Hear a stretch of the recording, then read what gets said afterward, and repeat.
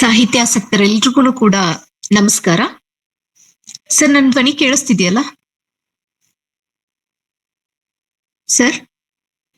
S, ಕೇಳಿಸ್ತಿದೆ madam, ಕೇಳಿಸ್ತಿದೆ madam. ಕೇಳಿಸ್ತೆ. Thank you. ಸಾಹಿತ್ಯಾಸಕ್ತರೆ ಹಾಗೆ ಹಿರಿಯರೇ, ಶಾಂತ ಮ್ಯಾಮ್, ಒಂದೇ ನಿಮಿಷ ನಾನು ನಿಮ್ಗೆ ಹ್ಯಾಂಡ್ ಓವರ್ ಮಾಡ್ತೀನಿ. ಇಂದು ಮಧ್ಯಾಹ್ನ ಗುಜರಾತಿನ ಅಹಮದಾಬಾದ್ನಿಂದ ಲಂಡನ್ಗೆ ತೆರಳುತ್ತಿದ್ದಂತಹ 242 ಪ್ರಯಾಣಿಕರನ್ನ ಹೊತ್ತ ವಿಮಾನ ಅಪಘಾತಕ್ಕೆ ಒಳಗಾಗಿ ಗುಜರಾತಿನ ಮಾಜಿ ಮುಖ್ಯಮಂತ್ರಿ ವಿಜಯ್ ರೂಪಾಣಿಯವರನ್ನ ಒಳಗೊಂಡಂತೆ ಉಳಿದ ಪ್ರಯಾಣಿಕರು ಅಪಘಾತಕ್ಕೆ ಆಹುತಿಯಾದ ಸುದ್ದಿ ಭಾರತೀಯರನ್ನ ದುಃಖದ ಕಡಲಲ್ಲಿ ನೂಕಿದೆ. ಮೃತರ ಆತ್ಮಕ್ಕೆ ಶಾಂತಿ ಸಿಗಲಿ, ಈ ಆಘಾತವನ್ನ ಭರಿಸುವ ಶಕ್ತಿಯನ್ನು ಭಗವಂತ ಅವರ ಕುಟುಂಬದವರೆಲ್ಲರಿಗೂ ನೀಡ್ಲಿ ಎಂದು ಕಟ್ಟೆಯ ಬಳಗದವರೆಲ್ಲರ ಪರವಾಗಿ ದೇವರಲ್ಲಿ ಪ್ರಾರ್ಥನೆ ಮಾಡ್ಕೊಳ್ತಾ, ಸಾಂಕೇತಿಕವಾಗಿ ನಮ್ಮ ಮನಸ್ಸುಗಳಲ್ಲಿ ಚಿರಶಾಂತಿಯನ್ನ ಕೋರಿ ಮೌನಾಚರಣೆಯನ್ನ ಆಚರಿಸೋಣ. ಸಾಂಕೇತಿಕ ಮೌನ ಆಗಿರುತ್ತೆ. ಇಷ್ಟು ಹೇಳ್ತಾ ಅವ್ರಿಗೆ ಮತ್ತೊಮ್ಮೆ ಚಿರಶಾಂತಿ ಸಿಗ್ಲಿ ಅಂತ ದೇವರಲ್ಲಿ ಪ್ರಾರ್ಥನೆ ಮಾಡ್ಕೊಳ್ತಾ ಇವತ್ತಿನ ವಿಶೇಷ ಉಪನ್ಯಾಸ ಕಾರ್ಯಕ್ರಮವನ್ನ ಪ್ರಾರಂಭ ಮಾಡ್ತಾ ಇದ್ದೇವೆ. ಶಾಂತ ಅವರು ಇದನ್ನ ನೆರವೇರಿಸಿಕೊಳ್ಳಲಿದ್ದಾರೆ. Ma'am, please.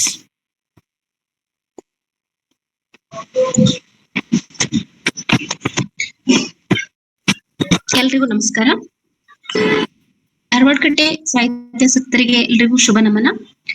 ಧಾರವಾಡ ಕಟ್ಟೆ ಧಾರವಾಡ ವೇದಿಕೆಯಲ್ಲಿ ಇಂದು ಇಂಗ್ಲಿಷ್ ಸಾಹಿತ್ಯ ದರ್ಶನ ಭಾಗ 2 291ನೇ ಸರಣಿ ಉಪನ್ಯಾಸ ಮಾಲಿಕೆ ಜರುಗ್ತಾ ಇದ್ದು, ಇಂಗ್ಲಿಷ್ ಸಾಹಿತ್ಯ ದರ್ಶನ ಭಾಗ 2 ಇದರಲ್ಲಿ ಉಪನ್ಯಾಸ ಮಾಲಿಕೆ 36ನೇ ಸರಣಿ ಜರುಗ್ತಾ ಇದ್ದು, ಈ ಒಂದು ಉಪನ್ಯಾಸ ಮಾಲಿಕೆಯನ್ನ ಡಿ.ಎಚ್. ಲಾರೆನ್ಸ್ ರವರ ಸನ್ಸ್ ಅಂಡ್ ಲವರ್ಸ್ ಈ ಕೃತಿಯ ಕುರಿತು ಶ್ರೀಮತಿ ವಾಣಿಶ್ರೀ ಕುಲಕರ್ಣಿ, ಇಂಗ್ಲಿಷ್ ಉಪನ್ಯಾಸಕರು, JSS ಪದವಿ ಕಾಲೇಜು ಧಾರವಾಡ ಇವರು ನಡೆಸಿಕೊಡಲಿದ್ದಾರೆ. ಮೊದಲನೇದಾಗಿ ಮೇಡಮ್ ರವರಿಗೆ ಕಾರ್ಯಕ್ರಮಕ್ಕೆ ಹೃತ್ಪೂರ್ವಕವಾಗಿ ಸ್ವಾಗತಿಸುತ್ತೇನೆ. ಸ್ವಾಗತ ಮೇಡಮ್. ಸ್ವಾಗತ ಮೇಡಮ್.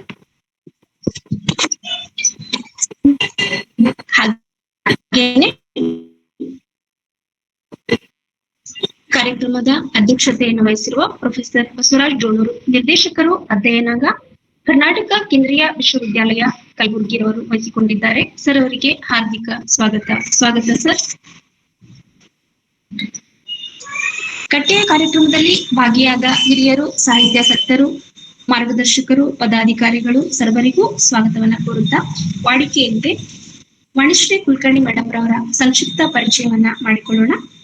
ವಾಣಿಶ್ರೀ ಕುಲಕರ್ಣಿಯವರು ಯುವ ಉತ್ಸಾಹಿ ಇಂಗ್ಲಿಷ್ ಉಪನ್ಯಾಸಕರು, ಮೂಲತಃ ಧಾರವಾಡದವರು ಎಂದು ಹೇಳಿಕೊಳ್ಳಲು ಹೆಮ್ಮೆ ಅನಿಸ್ತಾ ಇದೆ.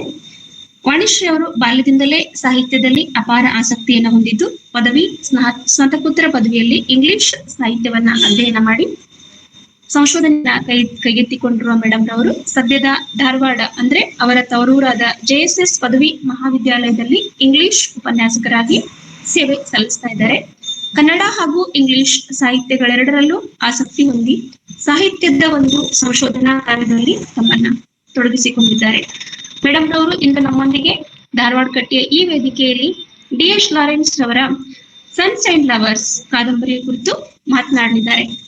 ಹಾಗೆ ಇನ್ನೊಂದು ಮಾಹಿತಿ, ದಿನಾಂಕ 14/6/2025 ಅಂದ್ರೆ ಬರುವ ಶನಿವಾರ ಸಂಜೆ 6 ಗಂಟೆಗೆ ಉಪನ್ಯಾಸ ಮಾಲಿಕೆ ಉಪನ್ಯಾಸ 37 ಇದರಲ್ಲಿ ವಿಷ್ಣು ಮೂರ್ತಿ ಪ್ರಭು, ಇಂಗ್ಲಿಷ್ ಸಹ ಪ್ರಾಧ್ಯಾಪಕರು, ಸರ್ಕಾರಿ ಪ್ರಥಮ ದರ್ಜೆ ಕಾಲೇಜು ತೆಂಕನಡಿಯವರು, ಉಡುಪಿ ಜಿಲ್ಲೆ ಇವರು E.M. ಫಾಸ್ಟರ್ಸ್ನ ಎ ಪ್ಯಾಸೇಜ್ ಟು ಇಂಡಿಯಾ ಮಹಾಕಾವ್ಯದ ಕುರಿತು ಮಾತನಾಡಲಿದ್ದಾರೆ. ಈ ಕಾರ್ಯಕ್ರಮದಲ್ಲಿ ಸಾಹಿತ್ಯಾಸಕ್ತರೆಲ್ಲರೂ ಭಾಗಿಯಾಗಲು ಮನವಿಯನ್ನ ಮಾಡುತ್ತಾ, ಇಂದಿನ ಉಪನ್ಯಾಸಕರ 60 ನಿಮಿಷದ ಉಪನ್ಯಾಸದ ನಂತರ ಅಧ್ಯಕ್ಷರ ಪೂರಕ ನುಡಿಗಳಿರುತ್ತೆ. ನಂತರ ಚರ್ಚೆಗೆ ಅವಕಾಶವಿರಲಿದೆ. ಇಷ್ಟು ವಿವರಣೆಯೊಂದಿಗೆ ಮತ್ತೊಮ್ಮೆ ಮೃತರಾದ ಎಲ್ಲಾ ಹುತಾತ್ಮ ಜೀವಿಗಳಿಗೆ ನಮ್ಮ ಕಟ್ಟೆ ಪರವಾಗಿ ನಮನಗಳನ್ನು ಸಲ್ಲಿಸುತ್ತಾ ಮೇಡಮ್ ರವರಿಗೆ ಕಾರ್ಯಕ್ರಮಕ್ಕೆ ಸ್ವಾಗತಿಸೋಣ. ಸ್ವಾಗತ ಮೇಡಮ್, ಪ್ಲೀಸ್. ಎಲ್ಲರಿಗೂ ಶುಭ ಮುಂಜೆ. ನಮ್ಮ ನಿಮ್ಮೆಲ್ಲರ ಕಟ್ಟೆಯಾದಂತಹ ಧಾರವಾಡ ಕಟ್ಟೆಯಲ್ಲಿ ಉಪಸ್ಥಿತರಾದಂತಹ ಎಲ್ಲ ಪ್ರಾಧ್ಯಾಪಕರಿಗೆ ವಿದ್ಯಾರ್ಥಿಗಳಿಗೆ ಹಾಗೂ ಸಾಹಿತ್ಯ ಪ್ರೇಮಿಗಳಿಗೆ ನನ್ನ ನಮಸ್ಕಾರಗಳು. ಆ ಉಪನ್ಯಾಸವನ್ನು ಶುರು ಮಾಡೋಕ್ಕಿಂತ ಮುಂಚೆ ನಾ ಏನ್ ಹೇಳ್ಬೇಕು ಅನ್ಕೊಂಡಿನಿ ಅಂದ್ರ, ಈ ಸಾಹಿತ್ಯ ದಿಗ್ಗಜರ ಈ ಸಭೆಯಲ್ಲಿ ನಾನು ಒಂದು ಚಿಕ್ಕ ಅಣು. ಅಷ್ಟೇನು ವಾಗ್ಮಿ ಅಲ್ಲ, ಆದರೂ ಕೂಡ ನನಗೆ ಈ ಅವಕಾಶವನ್ನು ಒದಗಿಸಿಕೊಟ್ಟಂತಹ ಧಾರವಾಡ ಕಟ್ಟೆಗೆ ನಾನು ಆಭಾರಿಯಾಗಿರುತ್ತೇನೆ. ಇಂದಿನ ಈ ಉಪನ್ಯಾಸ ಶೀರ್ಷಿಕೆಯಲ್ಲಿ ನಾವು 20ನೇ ಶತಮಾನದ ಅತ್ಯಂತ ಸ್ಫೋಟಕ ಕಾದಂಬರಿಗಳಲ್ಲಿ ಒಂದಾದ ಡಿ.ಎಚ್. ಲಾರೆನ್ಸ್ ರವರ ಸನ್ಸ್ ಅಂಡ್ ಲವರ್ಸ್ ಅನ್ನೋ ಕಾದಂಬರಿಯ ಬಗ್ಗೆ ಒಂದಿಷ್ಟು ಮಾಹಿತಿಯನ್ನ ಹಂಚಿಕೊಳ್ಳಲು ಇಷ್ಟಪಡುತ್ತೇನೆ. So DH. ಲಾರೆನ್ಸ್ ಅವರು ಈಗಿನ ಕಾಲಮಾನದಲ್ಲಿ ಜೀವಂತರಾಗಿದ್ದರೆ ಅವರನ್ನು ಪ್ರಾಯಶಃ ದಿಂದ ನಿಷೇಧ ಮಾಡಲಾಗುತ್ತಿತ್ತು. ಇದಕ್ಕೆ ಕಾರಣ ಅವರ ಅತ್ಯಂತ ಉತ್ಸಾಹ. ಸೊ ಅವರು ಹುಟ್ಟಿದ್ದು 1885ರಲ್ಲಿ ಇಂಗ್ಲೆಂಡಿನ ನಾಟಿಂಗ್ಹ್ಯಾಮ್ ಶೈರ್ನಲ್ಲಿ ಅವರ ಜನನವಾಯಿತು. ಸೊ ಅವರ ತಂದೆ ಕಾರ್ಮಿಕ ವರ್ಗದ ಒಬ್ಬ ಗಣಿಗಾರನಾಗಿ ಕೆಲಸ ಮಾಡುತ್ತಿದ್ದರು. ಆದರೆ ಅವರ ತಾಯಿ ಅವರು ಒಬ್ಬ ಶಿಕ್ಷಕಿಯಾಗಿ ತಮ್ಮ ಜೀವನದಲ್ಲಿ ಬೆಳವಣಿಗೆಯ ಒಂದು ಗುರಿಯನ್ನು ಇಟ್ಟುಕೊಂಡು ತಮ್ಮ ಜೀವನವನ್ನು ನಡೆಸುವಂತಹ ಮಹಿಳೆಯಾಗಿದ್ದರು. ಸೊ ಅವರ ತಾಯಿಯ ಹೆಸರು ಲಿಡಿಯಾ. ಸೊ ಅವರು ತಮ್ಮ ಶೋಚನೀಯ ದಾಂಪತ್ಯದಲ್ಲಿ ಸಿಲುಕಿದ ಒಬ್ಬ ವಿದ್ಯಾವಂತ ಮಹಿಳೆಯಾಗಿದ್ದರು. ಸೊ ಇದನ್ನೇ ನೋಡಿಕೊಂಡು ಬೆಳೆದಿದ್ದ ಯುವ ಡೇವಿಡ್ ಹರ್ಬರ್ಟ್ ಲಾರೆನ್ಸ್ ಅವರು ತಮ್ಮದೇ ಆದಂತಹ ಒಂದು ಜೀವನವನ್ನು ಈ ಕಾದಂಬರಿಯಾದಂತಹ ಸನ್ಸ್ ಅಂಡ್ ಲವರ್ಸ್ ನಲ್ಲಿ ತೋರಿಸಿರಬಹುದು ಅನ್ನೋ ಒಂದು ಅನುಮಾನ.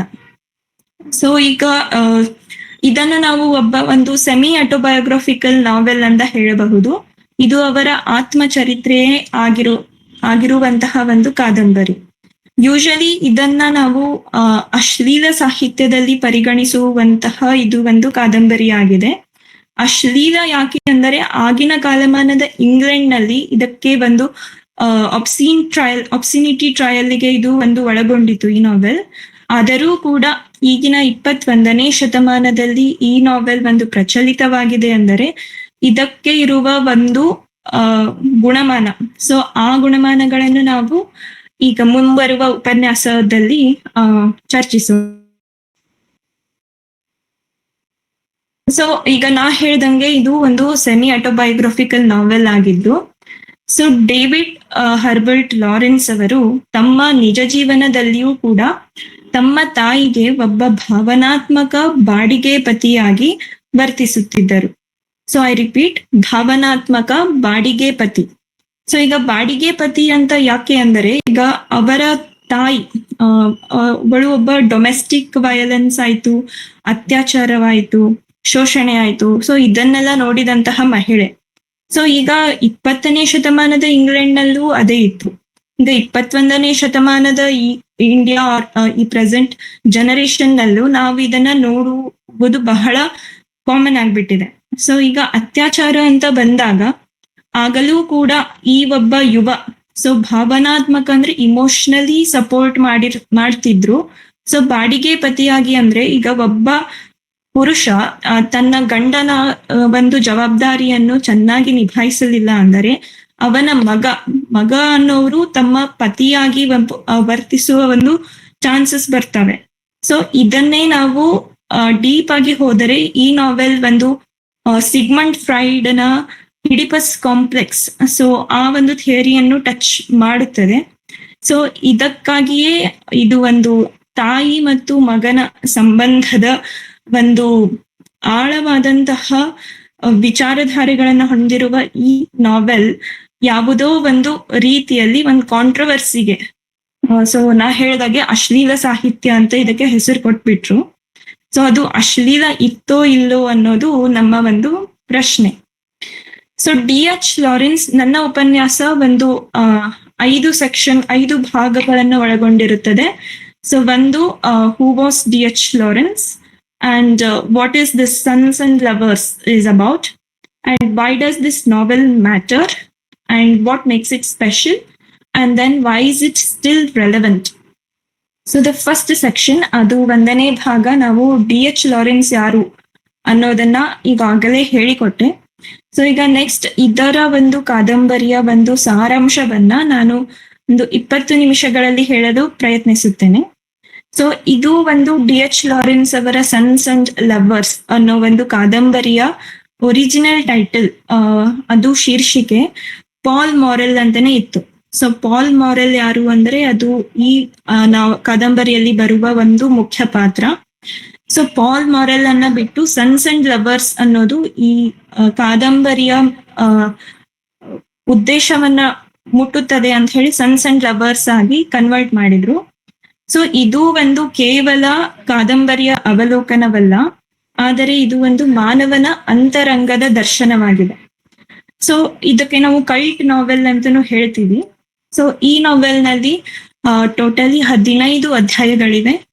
ಸೊ ಈ ಅಧ್ಯಾಯದಲ್ಲಿ ಬರುವ ಮುಖ್ಯ ಪಾತ್ರಗಳು Mr Walter Morel, Mrs Gertrude Morel, William Morel, Annie Morel and Paul Morel, and last one is Arthur Morel. So Mr Walter Morel, so DH. Lawrence ಅವರ ತಂದೆಯ ಹಾಗೆ ಈ ಒಂದು ಪಾತ್ರವೂ ಕೂಡ ಒರಟು ಹುಡುಕನಾಗಿರುತ್ತಾನೆ. ಸೊ ಅವರು ಒಂದು ಗಣಿಗಾರಿಕೆಯಲ್ಲಿ ಕೆಲಸ ಮಾಡುವ ಒಬ್ಬ ವ್ಯಕ್ತಿ. ಸೊ ಅವರಿಗೆ ಯಾವುದೇ ಒಂದು ನಾಗರಿಕತೆಯ ಲಕ್ಷಣಗಳು ನಾವು ಇವರಲ್ಲಿ ನೋಡಂಗಿಲ್ಲ. ಸೊ ಆದರೆ ಮಿಸಸ್ ಗರ್ಟ್ರೂಡ್ ಮಾರೆಲ್ ಇವರ ಪತ್ನಿ, ಇವರು ಒಂದು ಒಬ್ಬ ರಿಸರ್ವ್ಡ್ ವುಮೆನ್ ಅಂತ ನೋಡ್ತೀವಿ. ಸೊ ರಿಸರ್ವ್ಡ್ ಅಂದ್ರೆ ಇವರಿಗೆ ಇಂಗ್ಲೆಂಡಿನ manners, England is known for it's manners. So ಅದನ್ನ ಇವರು ಪಾಲಿಸುವಂತಹ ತಮ್ಮ ಜೀವನದಲ್ಲಿ ಅಳವಡಿಸಿಕೊಂಡಿರುವ ಮಹಿಳೆ. ಸೊ ಇವರಿಗೆ ಯಾವತ್ತಲೂ ಕೂಡ ನಮ್ಮ ಈ ಒಂದು ಜೀವನದಿಂದ ನಾವು ಬೆಳವಣಿಗೆ ಹೊಂದಬೇಕು, ಡೆವಲಪ್ ಆಗ್ಬೇಕು ಅನ್ನೋ ಒಂದು ಕನಸು ಇವ್ರದಾಗಿರುತ್ತೆ. ಆದರೆ ಇದರಂತೆ ಇವರ ಪತಿ ಇವರಿಗೆ ಸಪೋರ್ಟ್ ಮಾಡ್ತಿರೋದಿಲ್ಲ.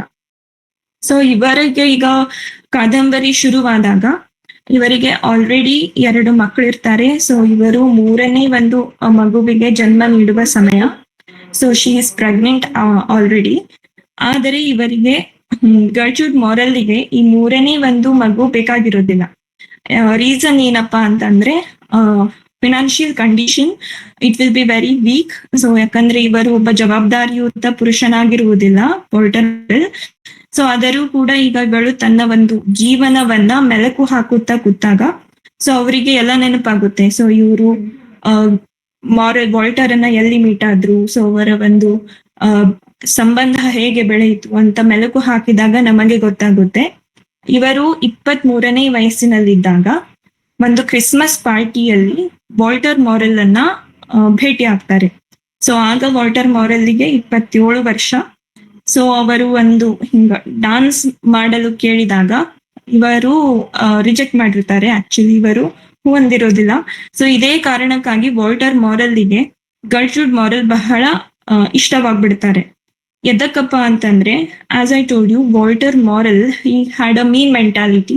ಸೊ ಅವರ ಪ್ರಕಾರ ಒಬ್ಬ ಮಹಿಳೆ ಹೇಗಿರಬೇಕಪ್ಪ ಅಂದ್ರೆ she must be submissive.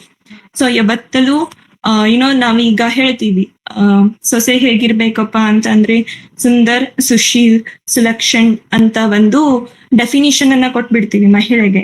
So ಆ ಡೆಫಿನಿಷನ್ ಪ್ರಕಾರ ಅವನು ಇದ್ದ. ಸೊ ಇವಳು ಹೀಗೆ ಇದ್ದಾಳೆ, ನಾಚ್ತಾಳೆ, ಎಲ್ಲದಕ್ಕೂ ಹೂ ಅನ್ನೋದಿಲ್ಲ. ಸೊ ಇದು ಒಂದು ಲಕ್ಷಣ ಅವನಿಗೆ ಲೈಕ್ ಆಗಿ, ಸೊ ಹಾಗೆ ಇವರ ಒಂದು ಫ್ರೆಂಡ್ಶಿಪ್ ಬೆಳವಣಿಗೆ ಆಗಿ ಮುಂದಿನ ವರ್ಷದಲ್ಲಿ ಅವರಿಬ್ರು ಮದುವೆ ಆಗ್ತಾರೆ. ಸೊ ಮದುವೆ ಆಗಿ 7 ತಿಂಗಳಿಗೆ ಗೊತ್ತಾಗುತ್ತೆ ವಾಲ್ಟರ್ ಮಾರೆಲ್ನ ಅಸಲಿ ಒಂದು ಕಂಡೀಷನ್ ಹೇಗಿದೆ ಅನ್ನೋದು ಗೊತ್ತಾದಾಗ ಅವನ ಒಂದು ಪಾಕೆಟ್ ನಲ್ಲಿ ಸಾಲದ ಒಂದು ರಿಸಿಟ್ ಇರುತ್ತೆ, ಅದಿನ್ನ ಮುಟ್ಟಿರೋಂಗಿಲ್ಲ. ಸೊ ಇವಳು ಫಸ್ಟ್ ಟೈಮ್ ಕ್ವಶನ್ ಮಾಡಿದಾಗ ಅವನು ತನ್ನ ಒಂದು ಒರಿಜಿನಲ್ ರಿಯಾಲಿಟಿನ ತೋರಿಸ್ಕೊಂಡ್ಬಿಡ್ತಾನೆ. So for the first time he scolded Gertrude Morel. So ಇದು ಅವಳಿಗೆ ಒಂದು ವೈಮನಸ್ಸನ್ನ ಉಂಟಾಗುತ್ತೆ. ಸೊ ಅಲ್ಲಿಂದ ಚಾಲು ಆಗಿದ್ದು ಈ ವೈಮನಸ್ಸು ಅವರ ಸಂಸಾರ ಪೂರ್ತಿಯೂ ಅದು ಮುಗಿಯೋದೇ ಇಲ್ಲ. ಸೊ ಆ ಕ್ಷಣದಿಂದ ಅನ್ಯೋನ್ಯ ಒಂದು ಜೀವನ ಏನಿರುತ್ತೆ ಅದು ಹದಗೆಡಲು ಪ್ರಾರಂಭವಾಗಿ, ಸೊ ಫಸ್ಟ್ ಚೈಲ್ಡ್ ಅನ್ನೋದು ವಿಲಿಯಂ ಮಾರೆಲ್. ಸೊ ಅವರ ಜನನವಾಗುತ್ತೆ. ಸೊ ವಿಲಿಯಂ ಮಾರೆಲ್ ಈಗ ಒಂದು ಇಡಿಪಸ್ ಕಾಂಪ್ಲೆಕ್ಸ್ ಪ್ರಕಾರ ಯಾವುದೇ ಒಂದು ತಾಯಿಗೆ ತನ್ನ ಮಗನ ಮೇಲೆ ಬಹಳವಾದಂತಹ ಪ್ರೀತಿ. ಸೊ ಮಗಳು ಮತ್ತು ಮಗ ಅಂತ ಬಂದಾಗ ತಾಯಿಗೆ ಯಾವುದೋ ಒಂದು ಹೆಚ್ಚು ಪ್ರೀತಿ ಬರೋದು ಮಗನ ಮೇಲೆ. ಸೊ ವಿಲಿಯಂ 1ನೇ ಮಗ ಬೇರೆ, ಸೊ ಅವನ ಮೇಲೆ ಬಹಳವಾದಂತಹ ಪ್ರೀತಿ ಇರುತ್ತೆ. ಸೊ ಒಂದು ದಿನ he will be having a golden hair, so ಒಂದು ಬಂಗಾರದಂತಹ ಕೂದಲಿನ ಬಾಲಕ. ಸೊ ಆದರೂ ಕೂಡ ಈ ಗಂಡನಿಗೆ ಯಾವುದೋ ಒಂದು ರೀತಿಯಲ್ಲಿ ಇವನ ಮೇಲೆ ಒಂದು ದ್ವೇಷ. ಇವನ್ ದೋ ಹಿ ವಾಸ್ ಅ ಸನ್, ಅದು ಒಂಥರ ಏನೋ ಒಂದು ಅಸೂಯೆ, ದ್ವೇಷ.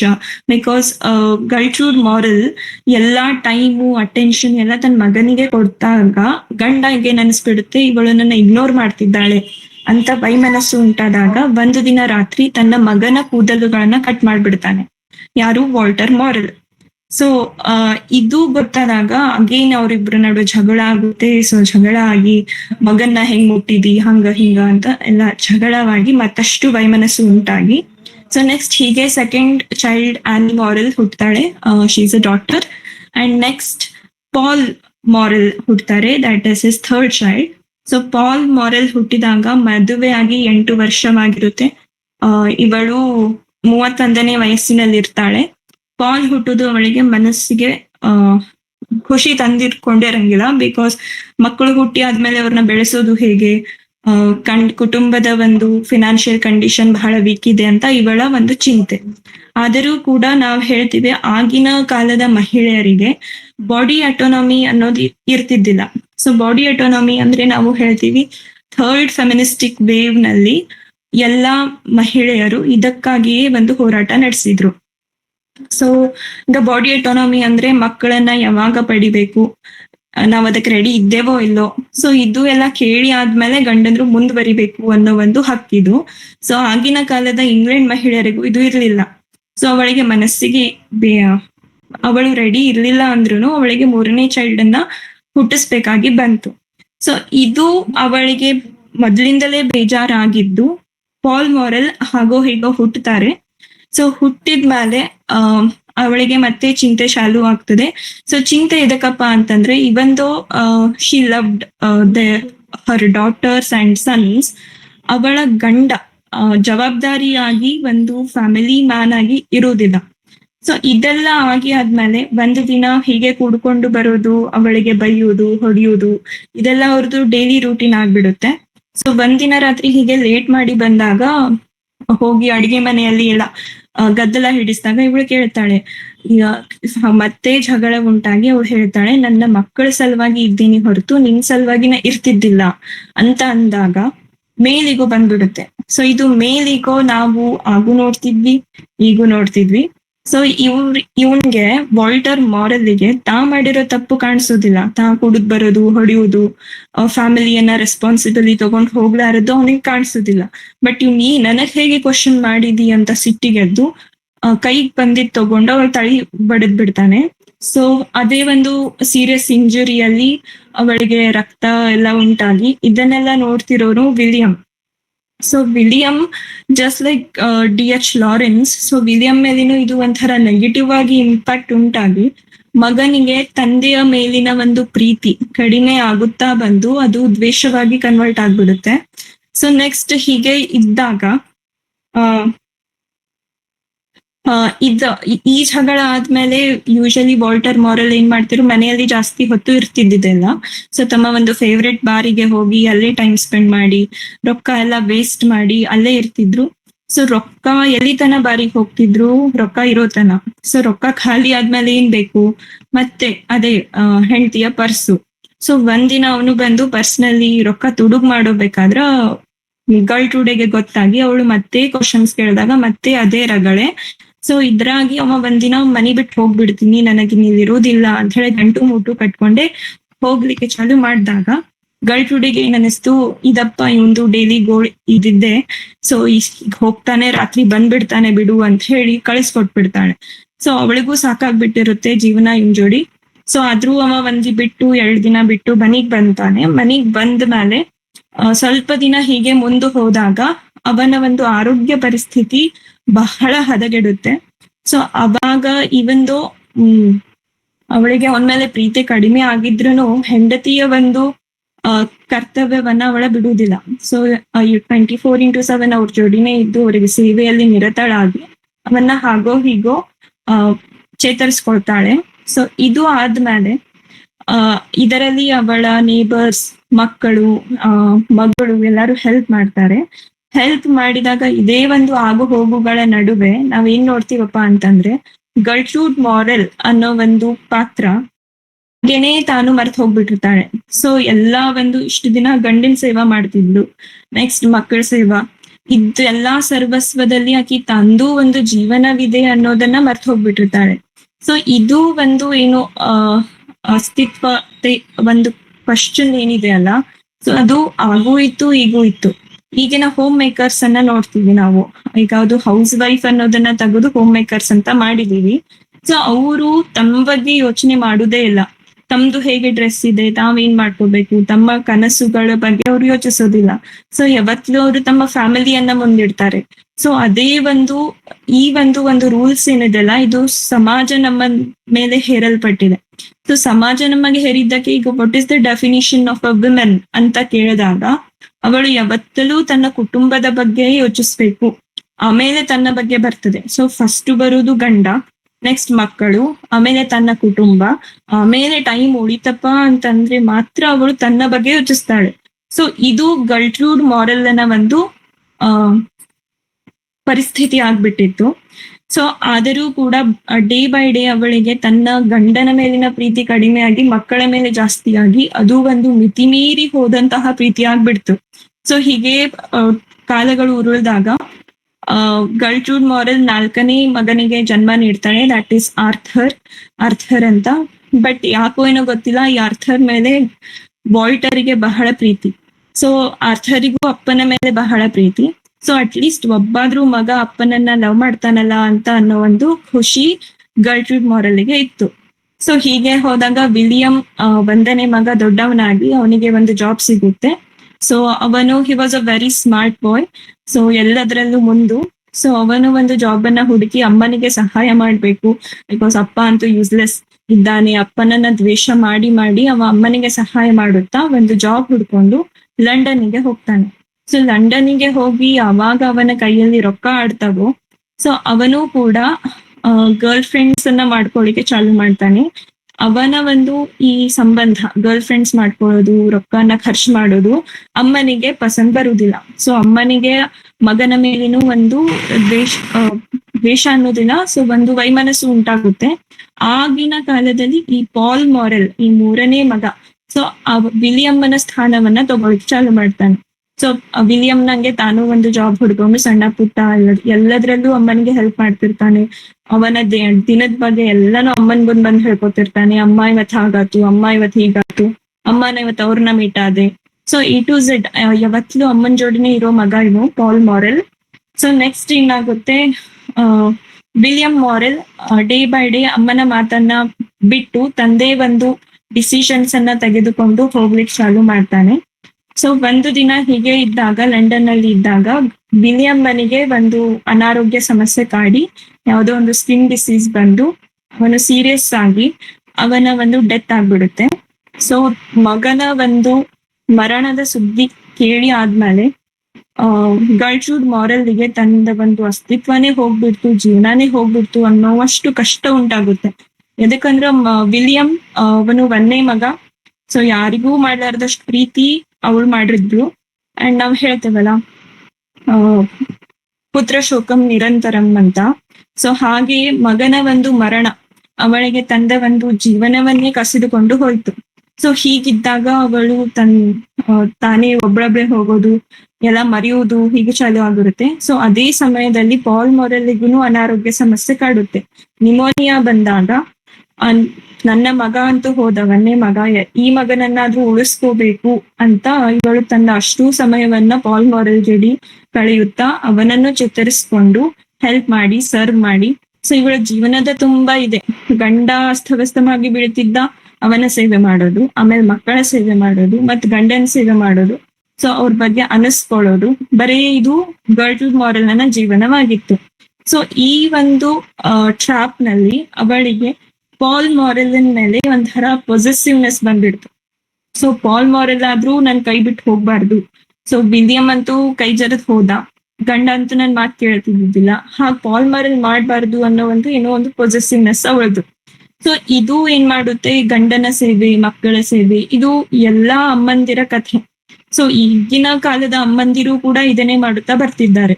ಸೊ ಅವರ ಬಗ್ಗೆ ಅವರಿಗೆ ಕಾಳಜಿ ಇರುವುದಿಲ್ಲ, ಅವರ ಬಗ್ಗೆ ಅವರಿಗೆ ಯೋಚನೆ ಇರುವುದಿಲ್ಲ. ಸೊ ಹೀಗೆ ಗರ್ಟ್ರೂಡ್ ಮಾರೆಲ್ ಇರ್ತಿದ್ಲು.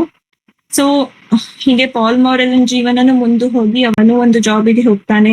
ಸೊ ಅಲ್ಲಿ ಅವನೆಲ್ಲ ಫ್ರೆಂಡ್ಸ್ ಮಾಡ್ಕೊಂಡು ಅಲ್ಲಿ ಒಬ್ಬ ಮಿರಿಯಂ ಅನ್ನೋ ಹುಡುಗಿ ಸಿಗ್ತಾಳೆ. ಸೊ ಮಿರಿಯಮ್ಮನ್ ಜೋಡಿ ಕ್ಲೋಸ್ ಆಗೋದ್ ನೋಡಿ ಗರ್ಟ್ರೂಡ್ ಮಾರೆಲ್ಗೆ ಮತ್ತೆ ಸಿಟ್ಟು. ಸೊ ಇವಳಿಗೆ ಹುಡುಗಿ ಮೇಲೆ ಸಿಟ್ಟಲ್ಲ, ಮಗ ಇನ್ನೊಂದು ಹುಡುಗಿ ಜೋಡಿ ಹೋಗ್ತಿದ್ದಾನಲ್ಲ ಅನ್ನೋದು ಒಂದು ದ್ವೇಷ, because of her possessiveness. So ಅದು ಪ್ರಾಣೇಶ್ ಅವರು ಜೋಕ್ ಮಾಡ್ತಿರ್ತಾರೆ. ಸೊ ಅದರಲ್ಲಿ ಹೊಟ್ಟೆ ಅಂದರೆ ಪುಲ್ಲಿಂಗ, ಹೊಟ್ಟೆ ಕಿಚ್ಚು ಅಂದರೆ ಸ್ತ್ರೀಲಿಂಗ ಅಂತ ಹೇಳಿದ್ದಾರೆ. ಸೊ ಇವಳಿಗೆ ಯಾವುದೋ ಒಂದು ರೀತಿಯ ಹೊಟ್ಟೆ ಕಿಚ್ಚು, ಮಗ ಯಾವುದೇ ಮಹಿಳೆಯರ ಜೊತೆ ಕ್ಲೋಸ್ ಆದಾಗ ಇವಳಿಗೆ ಹೊಟ್ಟೆ ಕಿಚ್ಚು. ಸೊ ಇದನ್ನೇ ನಾವು ಒಂದು ಇಡಿಪಸ್ ಕಾಂಪ್ಲೆಕ್ಸ್ ಪ್ರಕಾರ ಸಿಗ್ಮಂಡ್ ಫ್ರಾಯ್ಡ್ ಅವರು ಏನ್ ಹೇಳಿದ್ರಪ್ಪ ಅಂತಂದ್ರೆ, there will be an invisible desire for sons. So ಮಗಗೆ ಒಂದು ತಾಯಿಯ ಮೇಲೆ ಒಂದ್ ಯಾವುದೋ ಒಂದು ಡಿಸೈರ್ ಇರುತ್ತೆ. ಸೊ ಆದ್ರೆ ಈ ಕಾದಂಬರಿಯಲ್ಲಿ ನಾವು ನೋಡ್ತೀವಿ ಉಲ್ಟಾ. ಸೊ ತಾಯಿಗೆ ಮಗನ ಮೇಲೆ ಯಾವುದೋ ಒಂದು ಡಿಸೈರ್. ಸೊ ಇದು ಇದರಲ್ಲಿ ಕ್ಲಿಯರ್ ಆಗಿ ಹೇಳಿಲ್ಲ. ಸೊ ಇದರಲ್ಲಿ ಒಂದಿಷ್ಟು ಎಕ್ಸಾಂಪಲ್ಸ್ ಇವೆ. ಪಾಲ್ ಮಾರೆಲ್ ಇಷ್ಟು ಬೆಳೆದ ಮೇಲೇನು ತಾಯಿ ಜೋಡಿನೇ ಮಲ್ಕೋತಿರ್ತಾರೆ. ಸೊ ಅವ್ರಿಗೆ ಏನಾದ್ರು ಆರಾಮಿರ್ಲಿಲ್ಲ ಅಂದ್ರೂ ತಾಯಿ ತಮ್ಮ ಒಟ್ಟಿಗೆನೆ ಮಲಗಿಸ್ಕೊತಿರ್ತಾರೆ. ಸೊ ಇದನ್ನ ನೋಡಿ ವಾಲ್ಟರ್ ಮಾರೆಲ್ಗೆ ಸಿಟ್ಟು, ಅವ ಇಷ್ಟು ದೊಡ್ಡವಾಗ್ಯಾನ ಅಂದ್ರು ಅವನ್ ಜೋಡಿ ಯಾಕೆ ಮಲ್ಕೋತಿ ಅಂತ ಗಂಡನಿಗೆ ಸಿಟ್ಟು. ಸೊ ಇದನ್ನೆಲ್ಲ ನೋಡಿ ನಾವು ಎಂದೂ ಡಿ.ಎಚ್. ಲಾರೆನ್ಸ್ ಡೈರೆಕ್ಟ್ ಆಗಿ ಹೇಳಿಲ್ಲ, ಬಟ್ ಇದು ಒಂದು ಕಾಂಟ್ರವರ್ಸಿಗೆ ಒಂದು ಮೂಲ ಕಾರಣ ಆಗಿದ್ದು ಇಂಥ ಎಕ್ಸಾಂಪಲ್ಸ್. ಸೊ ನೆಕ್ಸ್ಟ್ ಏನಾಗುತ್ತೆ, ಹೀಗೆ ಪಾಲ್ ಮಾರೆಲ್ನ ಲೈಫ್ ಮುಂದೆ ಹೋದಾಗ ಒಂದು ದಿನ ಲಾಸ್ಟ್ ಕ್ಲೈಮ್ಯಾಕ್ಸ್ ನಲ್ಲಿ ಗರ್ಟ್ರೂಡ್ ಮಾರೆಲ್ಗೆ ಆರೋಗ್ಯ ಹದಗೆಡುತ್ತೆ. ಸೊ ಆರೋಗ್ಯ ಹದಗೆಟ್ಟಾಗ ಆಬ್ವಿಯಸ್ಲಿ ಯಾರು ನೋಡ್ಕೋಬೇಕು, ವಿಲಿಯಂ ಮಾರೆಲ್ ಅಂತೂ ಇಲ್ಲ. ಆನಿ ಮಾರೆಲ್ ಅವಳು ಒಬ್ಬ ಟೀಚರ್ ಆಗಿ ಊರ್ ಬಿಟ್ಟು ಹೋಗಿರ್ತಾಳೆ. ಸೊ ಇರೋದು ಬರೋದು ಪಾಲ್ ಮಾರೆಲ್. ಸೊ ಪಾಲ್ ಮಾರೆಲ್ ನನ್ನ ಅಮ್ಮ ಜ್ವರ ಬಂದಾಗ ನಂಗೆ ಎಷ್ಟು ನೋಡ್ಕೊಂಡ್ಲು ಅಂತ ಪ್ರೀತಿಯಿಂದ ಅಮ್ಮನನ್ನ ನೋಡ್ಲಿಕ್ಕೆ ಚಾಲು ಮಾಡ್ತಾರೆ. ಸೊ ಹೀಗೆ ಆಗಿದ್ದು ಅದರಲ್ಲಿ ಅಮ್ಮ ಮತ್ತು ತಾಯಿ ಮತ್ತು ಮಗನ ಸಂಬಂಧ ಇನ್ನೂ ಗಟ್ಟಿಯಾಗಿ. ಸೊ ಅವಾಗ ಇವರು ಹೇಳ್ತಾರೆ, ನನಗೆ ನೀನು ಮಿರಿಯಂ ಜೋಡಿ ಇರುವುದು ಇಷ್ಟವಿಲ್ಲ, ಅವಳು ಒಬ್ಬ ರೈತನ ಮಗಳು. ಸೊ ರೈತನ ಮಗಳು ಅಂದ್ರೆ ಅವಳು ಬಡ ಕುಟುಂಬದಿಂದ ಬರೋ ಮಹಿಳೆ.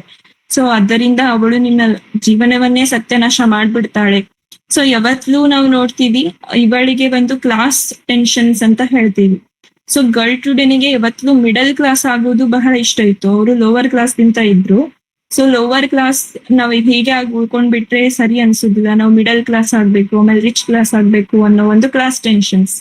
ಸೊ ಇದರಿಂದ ಅವಳು ಹೀಗೆ ಆಗಿದ್ದಾಗ ಅವಳಿಗೆ ಫೈನಲಿ ಕ್ಯಾನ್ಸರ್ ಆಗಿರುತ್ತೆ ಗರ್ಟ್ರೂಡ್ ಮಾರೆಲ್ಗೆ. ಸೊ ಆಗ ಇವ್ರಿಗೆ ಏನ್ ಮಾಡ್ಬೇಕಂತ ತಿಳಿಯೋದಿಲ್ಲ. ಆಮೇಲೆ ಅಮ್ಮ ಇಷ್ಟು ಎಲ್ಲಾದ್ರಲ್ಲೂ ಕಂಟ್ರೋಲ್ ಮಾಡ್ತಿರ್ತಾಳಲ್ಲ ಪಾಲ್ ಮಾರೆಲ್ ಅನ್ನ.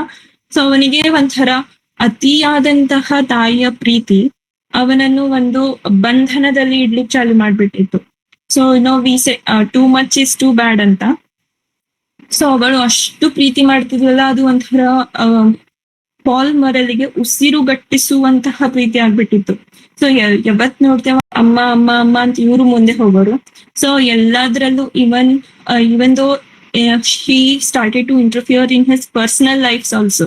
ಈಗ ಅಮ್ಮ ಅಂದ್ರೆ ಎಲ್ಲಿ ತನ ಇರುತ್ತೆ ಅಪ್ಪ ಅಂತಂದ್ರೆ, ಯಾವ್ದೋ ಒಂದು ಏಜ್ ಬಂದ್ಮೇಲೆ ಹುಡುಗರ್ನ ಅವ್ರ ಪಾಡಿಗೆ ಅವ್ರನ್ನ ಬಿಟ್ಬಿಡ್ಬೇಕು. ಸೊ ಬಟ್ ಅಮ್ಮಂದ್ರು ಏನ್ ಮಾಡ್ತಾರೆ, ಎಲ್ಲದ್ರಲ್ಲೂ ಹೋಗಿ ಕೇಳುದು. ಸೊ ಅವ್ರ ಪರ್ಸನಲ್ ಲೈಫ್, ಅವ್ರ ಗರ್ಲ್ ಫ್ರೆಂಡ್ಸ್ ಆಯ್ತು, ಅವ್ರ ಪರ್ಸನಲ್ ಲೈಫ್ ಆಯ್ತು, ಅವರ ಡ್ರೀಮ್ಸ್, ಸೊ ಏನ್ ಮಾಡ್ತಿದ್ಯಾ, ಯಾರ ಜೊತೆ ಹೋಗ್ತಿದ್ಯಾ ಅನ್ನೋದು, ಇದೆಲ್ಲ ಅತಿ ಆದಾಗ ಯಾವುದೇ ಆದಂತಹ ಮಗನಿಗೆ ಅದು ಲೈಕ್ ಆಗುದಿಲ್ಲ. ಸೊ ಇವರಿಗೆ ಉಸಿರುಗಟ್ಟಿಸುವ ಸಂಬಂಧ ಆದಾಗ ಪಾಲ್ ಮಾರೆಲ್ ಏನ್ ಡಿಸೈಡ್ ಮಾಡ್ಬಿಡ್ತಾರೆ ಅಂದ್ರೆ, ಡೈಲಿ ಅವರ ಒಂದು ಮೆಡಿಸಿನ್ ನಲ್ಲಿ ಓವರ್ ಡೋಸ್ ಹಾಕ್ಬಿಡ್ತಾರೆ. ಮಾರ್ಫಿನ್ ಅಂತೂ ಒಂದು ಓವರ್ ಡೋಸ್ ಹಾಕಿ ಒಂದು ದಿನ ತನ್ನ ತಾಯಿಯ ಒಂದು ಪೇನ್ ಅಂದ್ರೆ, ಅದು ಕ್ಯಾನ್ಸರ್ ಆದಾಗ ಬೆಡ್ ಸೋರ್ ಎಲ್ಲ ಆಗಿರುತ್ತೆ ಅಲ್ಲ, ಸೊ ಅದನ್ನ ನೋಡಿ ಅಮ್ಮ ಅಳುವುದನ್ನ ನೋಡಿ ಇವ್ರಿಗೆ ಆಗ್ಲಾರ್ದೆ, ಲೈಕ್ ಅಮ್ಮ ಅಳುವುದು ಇವ್ರಿಗೆ ನೋಡ್ಲಿಕ್ಕೆ ಆಗ್ತಿರಲಿಲ್ಲ. ಸೊ ಆ ಪೇನ್ ಅಮ್ಮಗ್ ಆಗ್ಬಾರ್ದು ಅಂತ ತಾವೇ ಒಂದು ಓವರ್ ಡೋಸ್ ಹಾಕಿ, ಮೆಡಿಸಿನ್ ಮಾರ್ಫಿನ್ ಅನ್ನ ಓವರ್ ಡೋಸ್ ಹಾಕಿ ತಾವೇ ತನ್ನ ತಾಯಿಯನ್ನ ಕೊಂದ್ ಹಾಕ್ತಾರೆ. ಸೊ ಇದರಿಂದ ನಾವು ನೋಡ್ತೀವಿ ಇಲ್ಲಿಗೆ ಒಂದು ಕಾದಂಬರಿ ಮುಕ್ತಾಯವಾಗುತ್ತೆ. ಸೊ ಇದರ ಒಂದು ಕ್ರಿಟಿಕಲ್ ಅನಾಲಿಸಿಸ್ ಅಂತ ನೋಡಿದಾಗ ನಮಗೇನ್ ಅನ್ಸುತ್ತೆಪ್ಪ ಅಂತಂದ್ರೆ, ಇವರು ಒಂದು ತಾಯಿ ಮತ್ತು ಮಗನ ಒಂದು ಸಂಬಂಧವನ್ನು ಅತಿ ಕೀಳು ಮಟ್ಟದಿಂದ ತೋರಿಸಿರಬಹುದು ಅಂತ ಒಂದು ಕೀಳು ಮಟ್ಟ ಇನ್ ದ ಸೆನ್ಸ್ ಇಲ್ಲೇ ಅವರು ಯಾವತ್ಲೂ ಅಮ್ಮ ಅಮ್ಮ ಅಂತ ಹೋಗೋದು. ಸೊ ಅದು ಇಷ್ಟು ಹತ್ತಿರದ ಒಂದು ಸಂಬಂಧವಾಗಿರುತ್ತೆ ಅಂದ್ರೆ, ಎಷ್ಟೋ ಸಲ ಅಪ್ಪ ಎಂಟರ್ ಆದಾಗ ರೂಮ್ ಅಲ್ಲಿ ಅವರು ಅವರ ಒಂದು ಕಂಡೀಷನ್ ಅನ್ನ ನೋಡಿ ಅಪ್ಪನೇ ಕ್ವಶನ್ಸ್ ಮಾಡ್ತಿರ್ತಾರೆ, ನೀವೇನ್ ಮಾಡ್ತಿದ್ದೀರಾ ಇಬ್ರು ರೂಮ್ ಅಲ್ಲಿ ಅಂತ. ಸೊ ಇದರಿಂದ ಒಂದು ಕಾಂಟ್ರವರ್ಸಿ ಆಗಿದ್ದು ಈ ನಾವೆಲ್ ಆಕ್ಚುಲಿ ಅದ್ರ ಬಗ್ಗೆ ಡಿಸ್ಕಷನ್ ಮಾಡ್ತದೆಪ್ಪ ಅಂತಂದ್ರೆ the condition of women. So ಇಲ್ಲಿ ಏನಾಗುತ್ತೆ, ವಾಟ್ ಅಬೌಟ್ ವಿಮೆನ್ ಅಂತ ಒಂದು ಕ್ವಶನ್ ಬರುತ್ತೆ ಲಾಸ್ಟಿಗೆ. ಸೊ ಈಗ ಮೈನರ್ ಇದ್ದಾನಪ್ಪ, ಗಣಿಗಾರ ಇದ್ದಾನ ಅಂತಂದ್ರೆ ಅವನ ಹೆಂಡತಿಯ ಒಂದು ಲೈಫ್ ಅನ್ನ ತಗೊಳ್ಳೋಣ. ಸೊ ಈಗ ಮೈನಿಂಗ್ ಆಕ್ಟಿವಿಟೀಸ್ ಅಲ್ಲಿ ಯಾವ ದಿನ ಏನಾಗುತ್ತೆ ಅಂತ ಹೇಳಿ ಬರುದಿಲ್ಲ. ಸೊ ಆದರೂ ಕೂಡ ಈ ಒಂದು ಮಹಿಳೆ ಯಾವುದೋ ಒಂದು ಧೈರ್ಯದ ಮೇಲೆ ಗಂಡನನ್ನ ಹೊರ ಕಳಿಸೋದು. ಸೊ ವಾಟ್ ಇಫ್ ಅಲ್ಲಿ ಏನಾದರೂ ಒಂದು ಅವಘಡ ಉಂಟಾಗಿ ಗಂಡ ತೀರಿ ಹೋದರೆ ಈ ಮಹಿಳೆಯ ಒಂದು ಕಂಡೀಷನ್ ಏನು? ಈಗಿನ ಕಾಲದಲ್ಲಿ ಹೇಗೆ ಹೆಂಗ್ ವಿಮೆನ್ ಎಂಪವರ್ಮೆಂಟ್ ಇಂದ ನಾವಾಗೆ ವರ್ಕ್ ಮಾಡ್ತಿರ್ತೇವೆ, ಸೊ ನಮ್ಮ ಒಂದು ಅರ್ನಿಂಗ್ಸ್ ನಾವೇ ಹುಡುಕ್ತಾ ಇದ್ವಿ. ಬಟ್ ಆಗಿನ ಕಾಲದಾಗ ಎಜುಕೇಶನ್ ಇರ್ಲಿಲ್ಲ ಮಹಿಳೆಯರಿಗೆ. ಅವರಿಗೆ ಯಾವತ್ತೂ ಒಂದು 4 ಗೋಡೆಯ ಮಧ್ಯೆ ಇರಬೇಕು ನೀವು. ಸೊ ಅದೇ ಒಂದು ಡೆಫಿನಿಷನ್ ಆಫ್ ಅ ವಿಮೆನ್ ಅಂತ ಕಲ್ಸ್ಕೊಟ್ಬಿಟ್ಟಿದ್ರು. ಸೊ ನಾವಿದನ್ನ ನೋಡ್ತೀವಿ. ಜಾರ್ಜ್ ಇಲಿಯಟ್, ಓಕೆ, ಸೊ ಅವರು ಒಬ್ಬ ಕಾದಂಬರಿಕಾರಿ. ಸೊ ಅವರು ಏನ್ ಮಾಡಿದ್ರು, ಜಾರ್ಜ್ ಇಲಿಯಟ್ ಅನ್ನೋ ಒಂದು ಪುರುಷ ಅಂಕಿತ ನಾಮದಿಂದ ಅವರು ತಮ್ಮ ಕೃತಿಯನ್ನ ಬರೆದ್ರು. ಸೊ ಅವರ ಒರಿಜಿನಲ್ ಹೆಸರು ಏನಾಗಿತ್ತು, ಮೇರಿ ಇವಾನ್. ಸೊ ಅವಳೊಬ್ಬ ಮಹಿಳೆ. ಸೊ ಮಹಿಳೆ ಆಗಿದ್ರು ತಮ್ಮ ಟ್ಯಾಲೆಂಟ್ ಅನ್ನ ಹೊರಗೆ ತೋರಿಸ್ಲಿಕ್ಕೆ ಅವರು ಎಷ್ಟು ಹಿಂಜರಿತಿದ್ರೆ ಅಂದ್ರೆ ಬಿಕಾಸ್ ಆಫ್ ಸೊಸೈಟಿ. ಸೊ ಆಗಿನ ಕಾಲದ ಸಮಾಜನೇ ಹಾಗಿತ್ತು, ಮಹಿಳೆಯರನ್ನ ಯಾವತ್ತೂ ಒಂದು ಜೈಲಿನಲ್ಲಿ ಇಡುವುದು, ಅವರಿಗೆ ಯಾವತ್ತೂ ಮುಂದೆ ಬರ್ಲಿಕ್ಕೆ ಚಾನ್ಸ್ ಕೊಡ್ತಿದ್ದಿಲ್ಲ. ಸೊ ಹೀಗೆಲ್ಲ ಇದ್ದಾಗ ಈ ಒಂದು ಗರ್ಲ್ಟ್ಯೂಡ್ ಮೇಲೆ ಅದರ ಪ್ರಭಾವ ಹೇಗಿತ್ತಪ್ಪ ಅಂತಂದ್ರೆ, ತಾನು ಯಾವತ್ತೂ ಮನೆಯೊಳಗೆ ಇರ್ಬೇಕು. ಸೊ ಈಗ ಈ ಪಾಲ್ ಮೊರೆಲ್ನ ಗರ್ಲ್ ಫ್ರೆಂಡ್ಸ್ ಅಂದ್ರೆ ಈ ಮಿರಿಯಂ ಆತು, ಕ್ಲಾರಾ ಆತು, ಸೊ ಅವರು ಎಲ್ಲ ಓಪನ್ ಮೈಂಡೆಡ್ ವಿಮೆನ್ ಇದ್ರು. ಸೊ ಅವರು ವೋಟಿಂಗ್ ರೈಟ್ಸ್ ಸಲುವಾಗಿ ಹೋರಾಟ ಮಾಡ್ತಿದ್ರು, ಅವ್ರ ಮನೆಯಿಂದ ಹೊರಗೆ ಹೋಗಿ ವರ್ಕ್ ಮಾಡ್ತಿದ್ರು. ಸೊ ಇದನ್ನೆಲ್ಲ ನೋಡಿ ತನಗ್ ಸಿಕ್ಕಿಲ್ಲಲ್ಲಪ್ಪ ಅನ್ನೋ ಒಂದು ದ್ವೇಷದಿಂದ ಇವರು ಈ ಮಹಿಳೆ ಆ ಮಹಿಳೆಯನ್ನು ದ್ವೇಷ ಮಾಡ್ಲಿಕ್ಕೆ ಚಾಲು ಮಾಡ್ತಿದ್ಲು. ಈಗ ನಮ್ಮ ಅಮ್ಮಂದಿರ ಕಾಲವನ್ನ ತಗೊಳ್ಳೋಣ. ಸೊ ಆಗಿನ ಕಾಲದ ಜನರೇಷನ್ ಅಲ್ಲಿ ಯಾರು ಜಾಸ್ತಿ ಅಷ್ಟು ಹೊರಗೆ ಹೋಗಿ ವರ್ಕ್ ಮಾಡ್ತಿದ್ದಿದ್ದಿಲ್ಲ. ಸೊ ಹಂಗಂತ ಹೇಳಿ ಅವ್ರಿಗೆ ಮುಂದೆ ಬರುವ ಸೊಸೆಯಂದ್ರಿಗೂ ನೀವು ಮನೆಯೊಳಗೆ ಕೂಡ್ರಿ, ನೀವು ಹೊರಗೆ ಹೋಗ್ಬೇಡ್ರಿ ಅಂತ ಹಕ್ ಜಮಾಯಿಸಿದಾಗ ಆಬ್ವಿಯಸ್ಲಿ ಆ ಒಂದು ಕುಟುಂಬ ಒಡೆದು ಹೋಗ್ಬಿಡುತ್ತೆ. ಸೊ ಈಗ ನೀವು ಮನೆಯೊಳಗೆ ಕೂತಿದ್ರಿ ಅಂತ ನಾವ್ಯಾಕ್ ಮನೆ ಕೂಡೋಣ ಅಂತ ಆಬ್ವಿಯಸ್ಲಿ ಕ್ವಶನ್ಸ್ ಕೇಳೋದಂತೂ ಖಂಡಿತ. ಸೊ ಹಾಗೆ ಇಲ್ಲಿ ಮಿರಿಯಂ ಮತ್ತು ಕ್ಲಾರಾ ಕೇಳ್ತಾರೆ. ಆದ್ರೆ ಪಾಲ್ನ ಒಂದು ಆನ್ಸರ್ ಏನು ಇದಕ್ಕೆ? ಸೊ ಅವನು ಯಾವತ್ತೂ ಯಾವ ಒಂದು ಭ್ರಮೆಯಲ್ಲಿ ಇದ್ದ ಅಂದ್ರೆ, ತನ್ನ ತಾಯಿ ಯಾವತ್ತೂ ಖುಷಿಯಾಗಿದ್ಲು. ಸೊ ನನಗೆ ಮುಂಬರುವ ಒಂದು ಹೆಂಡತಿ ಕೂಡ ನನ್ನ ಅಮ್ಮನ ಹಾಗೆಯೇ ಇರಬೇಕು ಅನ್ನೋದು ಒಂದು ಉದ್ದೇಶ ಅವಂದು. ಸೊ ಅಮ್ಮನ ಹಾಗೆಯೇ ಇರಬೇಕು. ಸೊ ಅಮ್ಮ ತನ್ನ ಲೈಫ್ ನಲ್ಲಿ ಖುಷಿಯಾಗಿದ್ಲಾ?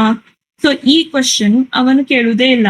ಸೊ ಅವನ ಪ್ರಕಾರ ತನ್ನ ತಾಯಿ ಒಂದು ಸುಖಿ ಜೀವನವನ್ನು ಅನುಭವಿಸಿದ್ಲು. ಸೊ ನನ್ನ ಅಮ್ಮನ ಹಾಗೆ ನನ್ನ ಹೆಂಡತಿಯೂ ಕೂಡ ಮನೆಯಲ್ಲಿಯೇ ಇರಬೇಕು. ಸೊ ಜಾಸ್ತಿ ಓಪನ್ ಆಗಿರ್ಬಾರ್ದು, ಬೋಲ್ಡ್ ಆಗಿರ್ಬಾರ್ದು ಅನ್ನೋ ಒಂದು ಉದ್ದೇಶ. ಸೊ ಅವನು ತನ್ನ ಯಾವುದೇ ಒಂದು ಪ್ರೇಮದ ವಿಷಯ ಬಂದಾಗ, ಈಗ ಮಿರಿಯಂ ಜೊತೆ ಒಂದು ಸ್ಪಿರಿಚುವಲ್ ಲವ್ ಆಗಿತ್ತು, ಲೈಕ್ ದಟ್ ಈಸ್ ಆಧ್ಯಾತ್ಮಿಕ ಪ್ರೇಮವಾಗಿತ್ತು. ಅಂಡ್ ಕ್ಲಾರಾ ಜೋಡಿ ಫಿಸಿಕಲ್ ಲವ್ ಆಗಿತ್ತು. ಸೊ ಯಾವದ್ರಲ್ಲೂ ಕೂಡ ಅವನಿಗೆ ಒಂದು ಸಮಾಧಾನ ಸಿಗಲೇ ಇಲ್ಲ. ಎದಕ್ ಸಮಾಧಾನ ಸಿಗ್ಲಿಲ್ಲಪ್ಪ ಅಂತಂದ್ರೆ, ಅವನು ಎಲ್ಲದರಲ್ಲಿಯೂ ತನ್ನ ತಾಯಿಯನ್ನೇ ಹುಡುಕುತ್ತಾ ಒಂದು ದೊಡ್ಡ ತಪ್ಪು ಮಾಡ್ಬಿಟ್ಟ. ಸೊ ಅವನ ತಾಯಿ ಹಾಗೆ ಇರ್ಲಿಕ್ಕೆ ಚಾನ್ಸ್ ಇರುತ್ತಾ ಅವರಿಗೆ? ಇಲ್ಲ, ಬಿಕಾಸ್ ಅವ್ರದ್ದು ಬರೋದು ಮುಂದಿನ ಪೀಳಿಗೆ. ಸೊ ಹಿಂದಿನ ಪೀಳಿಗೆ ಒಂದು ಆಗಿ ಹೋಗಿರುವಂತಹ ರೂಢಿಯನ್ನ ಈಗಿನ ಜನರೇಷನ್ ನಲ್ಲಿ ಹುಡುಕ್ತಿದ್ದ ಈ ಪಾಲ್ ಮೊರೆಲ್. ಸೊ ಅದಕ್ಕಾಗಿ ಅವನು ಯಾವತ್ತೂ ತನ್ನ ಜೀವನದಲ್ಲಿ ಯಾವುದೇ ಆದಂತಹ ವಸ್ತು ಅವನಿಗೆ ಸಿಗ್ಲೇ ಇಲ್ಲ. ಅದು ಪ್ರೀತಿನೂ ಸಿಗ್ಲಿಲ್ಲ, ಚಲೋ ಲೈಫ್ನು ಸಿಗ್ಲಿಲ್ಲ. ಅಂಡ್ ಅಮ್ಮ ಅಂತೂ ಹೊರಟು ಹೋಗ್ಬಿಟ್ಲು, ಅವಳನ್ನ ತಾನೇ ಸಾಯಿಸಿನೂ ಹೌದು. ಸೊ ಆ ಸಾಯಿಸಿದ ಮೇಲೆ ಅವನಿಗೆ ಯಾವುದೋ ಒಂದು ಸ್ವಾತಂತ್ರ್ಯ ಸಿಕ್ಕಂಗಾಯ್ತು. ಯಾವ ಸ್ವಾತಂತ್ರ್ಯಪ್ಪ ಅಂತಂದ್ರೆ, ಈಗ ಇದನ್ನ ಕೇಳಲಿಕ್ಕೆ ಬಹಳ ವಿಪರ್ಯಾಸ ಅನ್ಸುತ್ತೆ. ಯೂಶಲಿ ಮಗ ಅನ್ನೋರು ತಾಯಿ ತೀರಿಗೆ ಹೋದಾಗ ಅವರು ಪಡುವಂತಹ ದುಃಖ ಬಹಳವಾಗಿರುತ್ತೆ. ಸೊ ಯೂಶಲಿ ಅಮ್ಮ ಮತ್ತು ಮಗನ ಸಂಬಂಧ ಆ ಬಹಳ ಡೀಪ್ ಆಗಿ ಒಂದು ಆಳವಾದಂತಹ ಸಂಬಂಧ. ಆದರೆ ಇಲ್ಲಿ ಮಗನೇ ತನ್ನ ತಾಯಿಯನ್ನು ಕೊಂದು ಹಾಕ್ಬಿಟ್ಟ ಅಲ್ಲ ಅನ್ನೋ ಒಂದು ಕ್ವಶನ್ ಬರುತ್ತೆ. ಸೊ ಇದು ಹಂತಾಪರಿ ಅವನ ಒಂದು ಮೆಂಟಲ್ ಟ್ರಾಮಾ ಅಂತ ಏನಂತೀವಲ್ಲ, ಪ್ರೆಷರ್ ಹಂತಾಪರಿ ಹಾಕ್ಬಿಟ್ಟಿದ್ಲ ತಾಯಿ. ಸೊ ಇದರಲ್ಲಿ ಈ ಇಡೀ ಕಾದಂಬರಿಯಲ್ಲಿ ಗರ್ಟ್ರೂಡ್ ಮಾರಲ್ ಖಳನಾಯಕಿನ ಅಥವಾ ಅವಳು ಒಬ್ಬ ವಿಕ್ಟಿಮ್ ಅಂದ್ರೆ ಸಂತ್ರಸ್ತೇನ ಅನ್ನೋದು ಒಂದು ಕ್ವಶನ್ ಹಾಗೆ ಉಳ್ಕೊಳ್ಳುತ್ತೆ. ಸೊ ನೆಕ್ಸ್ಟ್ ಬರುವುದು ಇವನ ಒಂದು ಮುಂದಿನ ಜೀವನ. ಸೊ ಮುಂದೆ ಈಗ ಅಮ್ಮ ಏನೋ ತೀರ್ ಹೋದ್ಲು. ಸೊ ಅಮ್ಮ ತೀರ್ ಹೋದ್ಮೇಲಾದ್ರೂ ಇವ ಜವಾಬ್ದಾರಿಯುತವಾಗಿ ತನ್ನ ಲೈಫ್ ಡಿಸಿಷನ್ಸ್ ಅನ್ನ ತಾನೇ ತಗೊಳಕ್ಕೆ ಅರ್ಹರಾಗಿದ್ದ ಅನ್ನೋದು ಒಂದು ಕ್ವಶನ್. ಸೊ ಈ ಕಾದಂಬರಿಯಲ್ಲಿ ಅದರ ಬಗ್ಗೆ ಏನೂ ಉಲ್ಲೇಖವಿಲ್ಲ. ಸೊ ಅವರು ಏನಾಗುತ್ತೆ, ಒಂದು ಕತ್ತಲೆಯ ಹಾದಿಯಲ್ಲಿ ನಡೆದುಕೊಳ್ತಾ ಹೋಗ್ತಾನೆ ಇವ ಪಾಲ್ ಮಾರೆಲ್. ಸೊ ಈ ಒಂದು ಕತ್ತಲೆ ಅನ್ನೋದು ಏನನ್ನ ತೋರಿಸ್ತದೆ ಅಂದ್ರೆ, ಸೊ ಈಗ ಅಮ್ಮ ಇದ್ದಾಗ ಒಂದೆಲ್ಲ ಜೀವನವಿತ್ತು. ಸೊ ಈಗ ಅಮ್ಮ ಇಲ್ಲ. ಸೊ ಅಮ್ಮ ಅವಳಿಗೆ ಏನಾದ್ರೂ ಕಲಿಸ್ಕೊಟ್ಟು ಹೋದ್ಲ ಅಂತ ಜೀವನದಲ್ಲಿ, ಅಂತದೇನ್ ಕಲಿಸ್ಕೊಟ್ಟು ಹೋದ್ಲು, ಯಾವತ್ತು ನನ್ ಜೋಡಿನೇ ಇರ್ಬೇಕು, ಯಾವತ್ತು ನಾ ಹೇಳ್ದಂಗೆ ಕೇಳ್ಬೇಕು ಮಾಡ್ಬೇಕು ಅಂತ ಇದ್ದಾಗ ಇವನಿಗೆ ತನ್ನ ಲೈಫ್ ಡಿಸಿಷನ್ಸ್ ತಾನೇ ತೆಗೆದುಕೊಳ್ಳಲು ಅರ್ಹನಾಗಿದ್ದಿಲ್ಲ. ಹಾಗಾದ್ರೆ ಅವನ ಏಜ್ ಎಷ್ಟು, ಆಲ್ಮೋಸ್ಟ್ 25 ಇಯರ್ಸ್ ತನ ಇದ್ರು. ಸೊ ಅವನಿಗೆ ಅಷ್ಟು ಕಲಿಸ್ಕೊಡ್ಲಿಲ್ಲ ತಾಯಿ. ಈಗಾದ್ರೂ ತಾಯಿ ಅಂತೂ ಬಿಟ್ಟು ಹೋಗ್ಬಿಟ್ಲು. ಸೊ ಇವನ ಮುಂದಿನ ಜೀವನವೇನು ಅನ್ನೋದು ಒಂದು ಕ್ವಶನ್ ಹಾಗೇ ಉಳಿಯುತ್ತೆ. ಸೊ ಇದರಲ್ಲಿ ನಾವು ಆಗಿನ ಒಂದು ಕಾದಂಬರಿ ಈಗಿನ ಸಮಾಜಕ್ಕೆ ಹೇಗೆ ಪ್ರಚಲಿತ ಅಂತ ಕ್ವಶನ್ಸ್ ಕೇಳಿದಾಗ ಈಗೂ ನಾವು ನೋಡ್ತೀವಿ. ಅವ್ರಿಗೆ ನಾವು ಯೂಶಲಿ ಮಮ್ಮಾಸ್ ಬಾಯ್ಸ್ ಅಂತ ಅಂತೀವಿ. ಸೊ ಯಾರು ಇವ್ರು ಮಮ್ಮಾಸ್ ಬಾಯ್ಸ್ ಅಂತ? ಸೊ ಯಾವತ್ತು ಅಮ್ಮನ್ ಹಿಂದೆ ಹೋಗೋದು. ಸೊ ಇದು ಕೆಟ್ಟು ಅಂತ ಅಲ್ಲ, ಬಟ್ ಅದು ಅತಿರೇಗಕ್ಕೆ ಹೋದಾಗ ಅವರು ತಮ್ಮ ಒಂದು ಇಂಡಿವಿಜುವಲಿಸಮ್, ತಮ್ಮ ಒಂದು ವ್ಯಕ್ತಿತ್ವ ಅಥವಾ ತಮ್ಮ ಓನ್ ಡಿಸಿಷನ್ಸ್ ಅನ್ನ ತಾವು ತಗೊಳ್ಳಿಕ್ಕೆ ಅರ್ಹರಾಗುದಿಲ್ಲ. ಸೊ ಮಮ್ಮಾಸ್ ಬಾಯ್ಸ್ ಏನ್ ಮಾಡ್ತಾರಪ್ಪ ಅಂತಂದ್ರೆ, ಈಗಿನ ಕಾಲದಲ್ಲಿಯೂ ಕೂಡ ತಮ್ಮ ಹೆಂಡತಿ ಅಮ್ಮನ ಹಾಗೆ ನಡ್ಕೊಂಡ್ ಬರ್ಬೇಕು, ಅಮ್ಮ ಏನ್ ಮಾಡ್ತಿದ್ರು ತನ್ನ ಹೆಂಡತಿ ಹಾಗೆ ಮಾಡ್ಬೇಕು ಅಂತ ಅಂದಾಗ ಈಗಿನ ಜನರೇಷನ್ ಮತ್ತು ಆಗಿನ ಜನರೇಷನ್ ಸಿಂಕ್ ಆಗುದಿಲ್ಲ.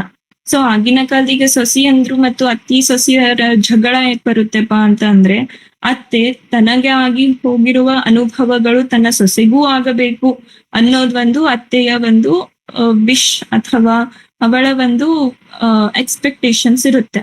ಸೊ ಎಕ್ಸ್ಪೆಕ್ಟೇಷನ್ಸ್ ನಂಗ ಆಗಿ ಸಿಗ್ಲಿಲ್ಲ, ಸೊ ಇವ್ರಿಗೆ ಯಾಕೆ ಸಿಗ್ಬೇಕು, ನಾವ ಕೆಲಸ ಮಾಡ್ಕೊಂಡ್ ಬಂದೆ, ಸೊ ಇವ್ರು ಈ ಕೆಲಸ ಮಾಡ್ಕೊಂಡೇ ಹೋಗ್ಬೇಕು ಅನ್ನೋ ಒಂದು ಎಕ್ಸ್ಪೆಕ್ಟೇಷನ್ಸ್ ಬಂದಾಗ ಆಬ್ವಿಯಸ್ಲಿ ಒಂದು ಕುಟುಂಬದಲ್ಲಿ ಬಿರುಕುಗಳು ಉಂಟಾಗೋದು ಖಡಾಖಂಡಿತವಾಗಿರುತ್ತೆ. ಸೊ ಈ ಒಂದು critical analysis of this novel ಈಗ ನಮಗೆ ಎಲ್ಲಿ ತನಕ ಕರ್ಕೊಂಡು ಹೋಗುತ್ತೆ ಅಂದ್ರೆ, ಒಂದು ಇದು ಕೌಟುಂಬಿಕ ಕಲಹಗಳು. ಸೊ ನೆಕ್ಸ್ಟ್ ಇದು ಒಂದು ನಿಷ್ಕ್ರಿಯ ಕೌಟುಂಬಿಕ ನಾಟಕ ಅಂತೂ ನಾವು ಇದನ್ನ ನೋಡ್ಬಹುದು.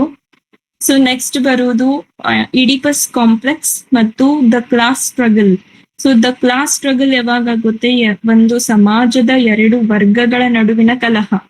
ಸೊ ಈಗ ನಾವು ನೋಡ್ತೀವಿ ಯಾವುದೇ ಒಂದು ಸಮಾಜ ಅಂತ ಅಂದಾಗ the rich people, the middle class and the lower class ಅನ್ನೋದು ಇದ್ದೇ ಇರುತ್ತೆ. ಸೊ ಅವರು ಒಬ್ಬರನ್ನೊಬ್ರು ಹಿಂದು ಹಾಕಿ ತುಳಿದು ಹಾಕಿ ನಾವು ಮುಂದ್ ಬರ್ಬೇಕು ಅನ್ನೋದು ಒಂದು ವಿಶ್ ಏನಿದೆ, ಇದು ಒಂದು ಕಾನ್ಸ್ಟೆಂಟ್ ಆಗಿ ಇರುವಂತಹ ಒಂದು ಪ್ರೊಸೆಸ್. ಸೊ ಇದರಲ್ಲೂ ಕೂಡ ಕ್ಲಾಸ್ ಸ್ಟ್ರಗಲ್ ನೋಡ್ತೀವಿ. ನೆಕ್ಸ್ಟ್ ಬರುವುದು ಸೆಕ್ಷುವಲ್ ರಿಪ್ರೆಷನ್ ಅಂತ. ಸೊ ಈ ಒಂದು ಕಾದಂಬರಿ Sons and Lovers why does it matter ಅಂತ ಕ್ವಶನ್ ಕೇಳಿದಾಗ, it broke all the taboos. So taboos ಅಂದ್ರೆ ನಿಷೇಧವಾಗಿರುವಂತಹ ಎಲ್ಲಾ ವಸ್ತುಗಳನ್ನ ಇದು ಒಳಗೊಂಡಿದೆ. ಸೊ ಏನಪ್ಪಾ ಅದು ನಿಷೇಧವಾಗಿರೋ ವಸ್ತುಗಳು ಅಂದ್ರೆ, ಆಗಿನ ಕಾಲದ ಇಂಗ್ಲೆಂಡ್ ನಲ್ಲಿ Lawrence wrote about female desire and it was very shocking for the British people. So then he wrote about toxic motherhood and the raw and mess reality of love. So ಈಗ motherhood, ತಾಯಿತನ ಅಂತ ಬಂದಾಗ ಎಲ್ಲರೂ ಕೂಡ ಅದ್ರ ಬಗ್ಗೆ positive ಆಗಿನೇ ಬರೆಯೋದುಂಟು. So ತಾಯಿತನ ಅಂದ್ರೆ ನಾವು ಯಾವತ್ತೂ ತಾಯಿಗೆ ಚಿರಋಣಿ ಆಗಿರುತ್ತೇವೆ, ಅದಂತೂ ನಿಜವಾಗಿರುವುದು. ಬಟ್ ಇವರು ಟಾಕ್ಸಿಕ್ ಮದರ್ಹುಡ್ ಬಗ್ಗೆ ಮಾತಾಡಿದ್ರು. ಸೊ ಟಾಕ್ಸಿಕ್ ಆದಾಗ ನಾ ಹೇಳ್ದಾಗೆ ಅದು ಉಸಿರುಗಟ್ಟಿಸುವ ಸಂಬಂಧ. ಸೊ ಮಗನಿಗೆ ತಾಯಿಯನ್ನ ಬಿಟ್ಟು ಇರ್ಲಿಕ್ಕೆ ಆಗುದೇ ಇಲ್ಲ. ಸೊ ಎಲ್ಲದರಲ್ಲೂ ತಾಯಿಯನ್ನು ಹುಡುಕ್ಲಿಕ್ಕೆ ಚಾಲು ಮಾಡ್ತಿದ್ದ ಈ ಪಾಲ್ ಮಾರೆಲ್. ಸೊ ತನ್ನ ಜೀವನದಲ್ಲಿ ಏನೇ ಆದ್ರೂ ತಾಯಿ ಬೇಕು. ಸೊ ತಾಯಿ ಮುಂದೆ ಹೇಳ್ಬೇಕು, ತಾಯಿ ಏನಂತಾಳದು. ಸೊ ನಾ ಇದನ್ ಮಾಡಿದ್ರೆ ಅಮ್ಮ ಬೈಬಹುದು, ಅಮ್ಮ ಏನಂತಾಳೋ ಏನೋ. ಸೊ ಅಮ್ಮ ಅಮ್ಮ ಅಮ್ಮ ಅನ್ನೋ ಒಂದು ಅತಿಯಾದಂತಹ ಒಂದು ಪ್ರೀತಿ ಅವನ ಒಂದು ಡೌನ್ ಫಾಲಿಗೆ ಕಾರಣವಾಯಿತು ಅಂತ ಡಿ.ಎಚ್. ಲಾರೆನ್ಸ್ ಅವರು ಹೇಳ್ತಾರೆ. ಸೊ ನೆಕ್ಸ್ಟ್ ಇರೋದು female desire. So female desire and sexuality ಅನ್ನೋದು ಒಂದು ಮೇನ್ ಥೀಮ್ ಬರುತ್ತೆ ಈ ಕಾದಂಬರಿಯಲ್ಲಿ. ಸೊ ಈಗ ಆಗಿನ ಕಾಲದ ನಾ ಹೇಳ್ದಾಗೆ ಮಹಿಳೆಯರಿಗೆ ಯಾವತ್ತೂ ರೆಸ್ಟ್ರಿಕ್ಷನ್ಸ್ ಹಾಕಿದ್ದುಂಟು. ಸೊ ಸಮಾಜ ನಮಗೆ ಒಂದು ಚೌಕಟ್ಟನ್ನ ನೀಡ್ತದೆ. ಸೊ ಮಹಿಳೆ ಆದಂತವರು ಅದರಲ್ಲಿಯೇ ಇರಬೇಕು. ಸೊ ಯಾವತ್ತಲೂ ಸಬ್ಮಿಸಿವ್ ಆಗಿ ಇರುವುದು, ಸೊ ಯಾವತ್ತಲೂ ನಾಚಿಕೊಳ್ಳುವ ಸ್ವಭಾವವನ್ನ ಇಟ್ಟುಕೊಂಡು ನಾವು ಜೀವಿಸ್ಬೇಕು ಅನ್ನೋ ಒಂದು ಎಕ್ಸ್ಪೆಕ್ಟೇಷನ್ ಮಾಡ್ತದೆ ಸಮಾಜ. ಸೊ ಯಾವಾಗ ಈ ನಾವೆಲ್ ನಲ್ಲಿ ಇದರಲ್ಲಿ ಬರುವ ಮಹಿಳಾ ಪಾತ್ರಗಳು ತಮ್ಮ ಒಂದು ಲೈಂಗಿಕ ಬಯಕೆಗಳನ್ನ ಓಪನ್ ಆಗಿ ವ್ಯಕ್ತಪಡಿಸಿದಾಗ ಈ ನಾವೆಲ್ ಅನ್ನ ಬ್ಯಾನ್ ಮಾಡ್ಬಿಟ್ರು. ಸೊ ಅದು ಯಾಕೆ ಬ್ಯಾನ್ ಮಾಡಿದ್ರಪ್ಪ ಅಂತಂದ್ರೆ ಅದು ಆಕ್ಚುಲಿ ಮಾತಾಡಿರೋದು ಆರ್ಎಲ್ಸ್ ಈಗ ಮದುವೆಗಿಂತ ಮೊದ್ಲು ರಿಲೇಶನ್ಶಿಪ್ಸ್ ಅನ್ನ ಇಟ್ಕೊಂಡ್ರೆ, ಈಗ ಬಾಯ್ಸ್ ಇಟ್ಕೊಂಡ್ರೆ ಅದು ಒಂಥರ ಅವ್ರಿಗೆ ನಾವು ಪ್ಲೇ ಬಾಯ್ಸ್ ಅಂತ ಹೆಸರು ಕೊಟ್ಟು ಅವ್ರನ್ನ ಒಂದು ಕೂಲ್ ಆಗಿ ಮಾಡುವ ಒಂದು ಪ್ರೊಸೆಸ್. ಮದುವೆಗಿಂತ ರಿಲೇಶನ್ಶಿಪ್ಸ್ ಇದ್ರೆ ಅವನು ಒಬ್ಬ ಪ್ಲೇ ಬಾಯ್, ಸೊ ಅವನು ಚೆನ್ನಾಗಿರ್ಬೋದು, ಸೊ ಅದಕ್ಕೆ ಹುಡುಗಿರ್ ಬೀಳ್ತಾರೆ ಅಂತ ಒಂದು ಪರ್ಸೆಪ್ಷನ್. ಅದೇ ಒಬ್ಬ ಮಹಿಳೆಯಾಗಿ ಮದುವೆಗಿಂತ ರಿಲೇಶನ್ಶಿಪ್ ಇಟ್ಕೊಂಡ್ರೆ ಅವಳಿಗೆ ಒಂದು ಕ್ಯಾರೆಕ್ಟರ್ಲೆಸ್ ಅನ್ನೋ ಒಂದು ಪಟ್ಟವನ್ನ ಕಟ್ಬಿಡುತ್ತೆ ಸಮಾಜ. ಸೊ ಆಗಿನ ಕಾಲದಲ್ಲಿ ಕೂಡ ಈಗ ಡಿ.ಎಚ್. ಲಾರೆನ್ಸ್ ಹೇಳಿದಾಗೆ ಮಿರಿಯಂ ಅವಳು ಒಬ್ಬ ಟ್ರೆಡಿಷನಲ್ ಆದಂತಹ ಹುಡುಗಿ ಆಗಿರ್ತಾಳೆ. ಸೊ ಮದುವೆಗಿಂತ ಮೊದ್ಲು ಏನು ಬೇಡ ಅಂತಿರ್ತಾಳೆ. ಸೊ ಅದು ಪಾಲ್ ಮಾರೆಲ್ಗೆ ಲೈಕ್ ಆಗುದಿಲ್ಲ. ಅದೇ ಕ್ಲಾರಾ ಏನಿರ್ತಾಳೆ, she was a divorced women. So ಅವಳು ಎಲ್ಲದಕ್ಕೂ ಹೂ ಅಂದಾಗ ಪಾಲ್ ಮಾರೆಲ್ಗೆ ಅವಳ ಮೇಲೆ ಲವ್ ಆಗುತ್ತೆ. ಸೊ ಈಗ ಎಲ್ಲದಕ್ಕೂ ಹೂ ಅನ್ಬೇಕು ಮಹಿಳೆ, ಅವಳು ಯಾವ್ದಕ್ಕಾದ್ರೂ ಇಲ್ಲ ಅಂತ ಅಂದ್ಬಿಟ್ಲೆ ಅಂದ್ರೆ ಅವಳನ್ನ ದೂರ ಸರಿಸ್ಬಿಡೋದು. ಸೊ ಫಿಮೇಲ್ ಡಿಸೈರ್ಸ್ ಅವರು ಯಾವತ್ತಲೂ ಓಪನ್ ಆಗಿ ಮಾತಾಡ್ತಿರ್ಲಿಲ್ಲ ಹುಡುಗಿರು ತಮ್ಮ ಆಸೆ ಆಕಾಂಕ್ಷೆಗಳ ಬಗ್ಗೆ. ಸೊ ಇದರಲ್ಲಿ ಇರೋ ಪಾತ್ರಗಳು ತಮ್ಮ ಫೀಲಿಂಗ್ಸ್ ಅನ್ನ ಓಪನ್ ಆಗಿ ಇಟ್ಟುಕೊಂಡಾಗ ಈ ಕಾದಂಬರಿನ ಬ್ಯಾನ್ ಮಾಡ್ಬಿಟ್ಟು. ಎದಕ್ ಬ್ಯಾನ್ ಮಾಡಿದ್ರಪ್ಪ ಅಂತಂದ್ರೆ again this is a patriarchal society. So England was also a patriarchal society back then. So ಪುರುಷ ಪ್ರಧಾನ ಸಮಾಜದಲ್ಲಿ ಮಹಿಳೆಯರ ಒಂದು ಪರಿಸ್ಥಿತಿಯನ್ನು ಕೂಡ ಈ ಕಾದಂಬರಿ ಹೊರಗೆ ಹಾಕುತ್ತೆ. ಸೊ ನೆಕ್ಸ್ಟ್ ಇರೋದು messy reality of love. So ಈಗ ಯೂಶಲಿ ಪ್ರೇಮ ಅಂತೂ ಬಂದಾಗ ನಮಗೆಲ್ಲರಿಗೂ ನೆನಪಾಗೋದು ಪದ್ಯಗಳು, ಒಂದು ಹೂವು, ಒಂದು ಬ್ಯೂಟಿಫುಲ್ ಸೀನರಿ ಆಗಿರ್ಬೋದು, ನಿಸರ್ಗ ಆಗಿರ್ಬೋದು, ಆರ್ಎಲ್ಸ್ ಒಂದು ಪ್ರಾಸಪದವುಗಳ ಪ್ರೀತಿ ಭರಿತವಾದಂತಹ ಒಂದು ಪದ್ಯ. ಸೊ ನಾವೀಗ ವಿಲಿಯಂ ಶೇಕ್ಸ್ಪಿಯರ್ ಆಯ್ತು, ರೊಮ್ಯಾಂಟಿಕ್ ಪೋಯಿಟ್ಸ್ ಆಯ್ತು. ಸೊ ಅವರೆಲ್ಲ ನೇಚರ್ನ, ಪ್ರಕೃತಿಯನ್ನ ಮೂಲವಾಗಿಟ್ಕೊಂಡು ತಮ್ಮ ಬಿಲವೆಡ್ಸ್, ತಮ್ಮ ಪ್ರೇಮಿಗಳಿಗೆ ಏನೆಲ್ಲ ಬರೆದ್ರು. ಸೊ ಆದರೆ ಇವರು ಏನ್ ತೋರಿಸ್ಬಿಟ್ಟಿದ್ದಾರೆ ಅಂದ್ರೆ the reality of love. So actual ಆಗಿ ಇರುವ ಪ್ರೇಮ ಸಂಬಂಧಗಳು ಹೇಗಿರ್ತಾವೆ. ಸೊ ಈಗ ಪ್ರೇಮ ಸಂಬಂಧ ಅಂದ್ರೆ ಯಾವತ್ತಲೂ ಒಂದು ಬ್ಯೂಟಿಫುಲ್ ಆಗಿರುವುದಿಲ್ಲ, ಯಾವತ್ತಲೂ ಒಂದು ರೊಮ್ಯಾಂಟಿಕ್ ಆಗಿ ಕೂಡಿರುವುದಿಲ್ಲ. ಸೊ ಇವತ್ತು ಕಲಹಗಳು ಬರುವುದು ಉಂಟು. ಸೊ ಕಲಹಗಳು ಬಂದಾಗ ಏನ್ ಮಾಡ್ತಾರೆ ಇವರು, ಅಂಡರ್ಸ್ಟ್ಯಾಂಡಿಂಗ್ ಇರುವುದಿಲ್ಲ ಕಪಲ್ಸ್ ನಲ್ಲಿ. ಸೊ ಒಂದಕ್ಕೊಂದು ಹತ್ತಿ ಈಗ ಮೇಲಿಗೋ ಬಂದ್ಬಿಡುತ್ತೆ. ಇಲ್ಲಪ್ಪ ಅಂದ್ರೆ ಹುಡುಗಿ ಕ್ವಶನ್ಸ್ ಮಾಡಿದಾಗ ಇವನಿಗೆ ಸಿಟ್ ಬರೋದು, ಇವನ್ ಕ್ವಶನ್ ಮಾಡಿದಾಗ ಹುಡುಗಿಗೆ ಸಿಟ್ ಬರೋದು. ಸೊ ಇದು ಕಲಹಗಳು ಇರೋದು ಶಾಶ್ವತ. ಸೊ ಇದನ್ನ ಒಂದು ತೋರಿಸಿ ಲವ್ ಅಂದ್ರೆ ಯಾವತ್ತಲೂ ಸುಖಕರವಾಗಿರುವುದಿಲ್ಲ ಅಂತ ಹೇಳಿನೂ ತೋರಿಸ್ಕೊಟ್ರು ಡಿ.ಎಚ್. ಲಾರೆನ್ಸ್. ಅಗೇನ್ ಇದು ಏನಾಗ್ಬಿಡ್ತುಪ್ಪ ಅಂತಂದ್ರೆ ಆಗಿನ ಕಾಲದ ಬರಹಗಾರರು ಯಾರೂ ಇದನ್ನ ಇಷ್ಟು ರಿಯಲ್ ಆಗಿ ತೋರಿಸಿರ್ಲಿಲ್ಲ ಲವ್ ರಿಲೇಶನ್ಶಿಪ್ಸ್ ಅನ್ನ. ಸೊ ನೆಕ್ಸ್ಟ್ ಬರುವುದು ಸಿಂಬಾಲಿಸಮ್ ಅಂತ. ಸೊ ಇದರಲ್ಲಿ ಕೋಲ್ ಮೈನ್, ಅದು ಒಂದು ಕಲ್ಲಿದ್ದಲ ಗಣಿ, ಅದನ್ನ ಒಂದು ಡಾರ್ಕ್ನೆಸ್ ಆಗಿ ತೋರಿಸ್ತಾರೆ. ಅದು ಎದರ ಸಂಕೇತ ಅಂದರೆ ಡಾರ್ಕ್ನೆಸ್. ಸೊ ಕತ್ತಲು, ಮ್ಯಾಸ್ಕ್ಯುಲಿನಿಟಿ ಮತ್ತು ಇಂಡಸ್ಟ್ರಿಯಲ್ ಆಪರೇಷನ್. ಸೊ ಒಂದು ಮ್ಯಾಸ್ಕ್ಯುಲಿನಿಟಿ ಅಂದ್ರೆ ಪುರುಷತ್ವಕ್ಕೆ ಇದನ್ನ ಕೋಲ್ ಮೈನಿಂಗ್ ಅನ್ನ ತೋರಿಸಿದ್ದಾರೆ. ಸೊ ಕೋಲ್ ಮೈನಿಂಗ್ ಅಲ್ಲಿ ಏನೇನಿರುತ್ತೆ, ಒಂದು ಶ್ರಮ ಇರುತ್ತೆ. ಶ್ರಮ ಅಂದರೆ ಪುರುಷನ ಒಂದು ಸ್ಟ್ರೆಂತ್ ಆಗಿದೆ ಯಾವತ್ತು. ಈಗ ನಾವು ಈ ಒಂದು ರಿಸ್ಟ್ರಿಕ್ಷನ್ಸ್ ಬರೀ ಹುಡುಗಿರ ಮೇಲೆಲ್ಲ, ಪುರುಷರ ಮೇಲೂ ಸಮಾಜ ರಿಸ್ಟ್ರಿಕ್ಷನ್ಸ್ ಹಾಕಿರುತ್ತೆ. ಸೊ ಈಗ ಒಬ್ಬ ಪುರುಷ ಅಂದ್ರೆ ಹೇಗಿರ್ಬೇಕು, ಅವನು ಯಾವತ್ತೂ heavily built, like physical body strong ಇರ್ಬೇಕು, ಜಿಮ್ಮಿಗೆ ಹೋಗ್ಬೇಕು, ಯಾವತ್ತು ಅಳ್ಬಾರ್ದು. ಅವ ಏನಾದ್ರು ಹತ್ ಬಿಟ್ಟ ಅಂದ್ರೆ ಅವನ ಪುರುಷನೇ ಅಲ್ಲ. ಸೊ ನಾವು ಈಗೂ ಕೇಳ್ತಿರ್ತೇವೆ. ಸೊ ಏನಂತಿರ್ತಾರೆ, ಹುಡುಗಾರಂಗೆ ಅದಕ್ಕೆ ಕಳ್ತಿ, ನೀ ಹುಡುಗ ಇದ್ದಿ ಅಳಬಾರ್ದು. ಸೊ ಇವೆಲ್ಲಾ ರಿಸ್ಟ್ರಿಕ್ಷನ್ಸ್ ಹಾಕಿ ಪುರುಷರ ಒಂದು ಮೈಂಡ್ ಸೆಟ್ ಅನ್ನ ನಾವ್ ಏನ್ ಮಾಡ್ಬಿಡುತ್ತೆ ಅಂದ್ರೆ, ಅವರ ಒಂದು ತಮ್ಮ ಫೀಲಿಂಗ್ಸ್ ಅನ್ನ ಒಳಗೆ ದಬ್ಬಿಟ್ಕೊಂಡು ಅದು ಏನ್ ಮಾಡುತ್ತೆ, ವಯಲೆನ್ಸ್ ಆಗಿ ಹೊರಗೆ ಹಾಕ್ಬಿಡುತ್ತಾರೆ ಅದನ್ನ. ಸೊ ವಯಲೆನ್ಸ್ ಆಗಿ ಹೊರಗೆ ಹಾಕ್ಬಿಡುತ್ತೆ ಅಂದ್ರೆ ಅದೇ ಡೊಮೆಸ್ಟಿಕ್ ವಯಲೆನ್ಸ್ ಆಯ್ತು.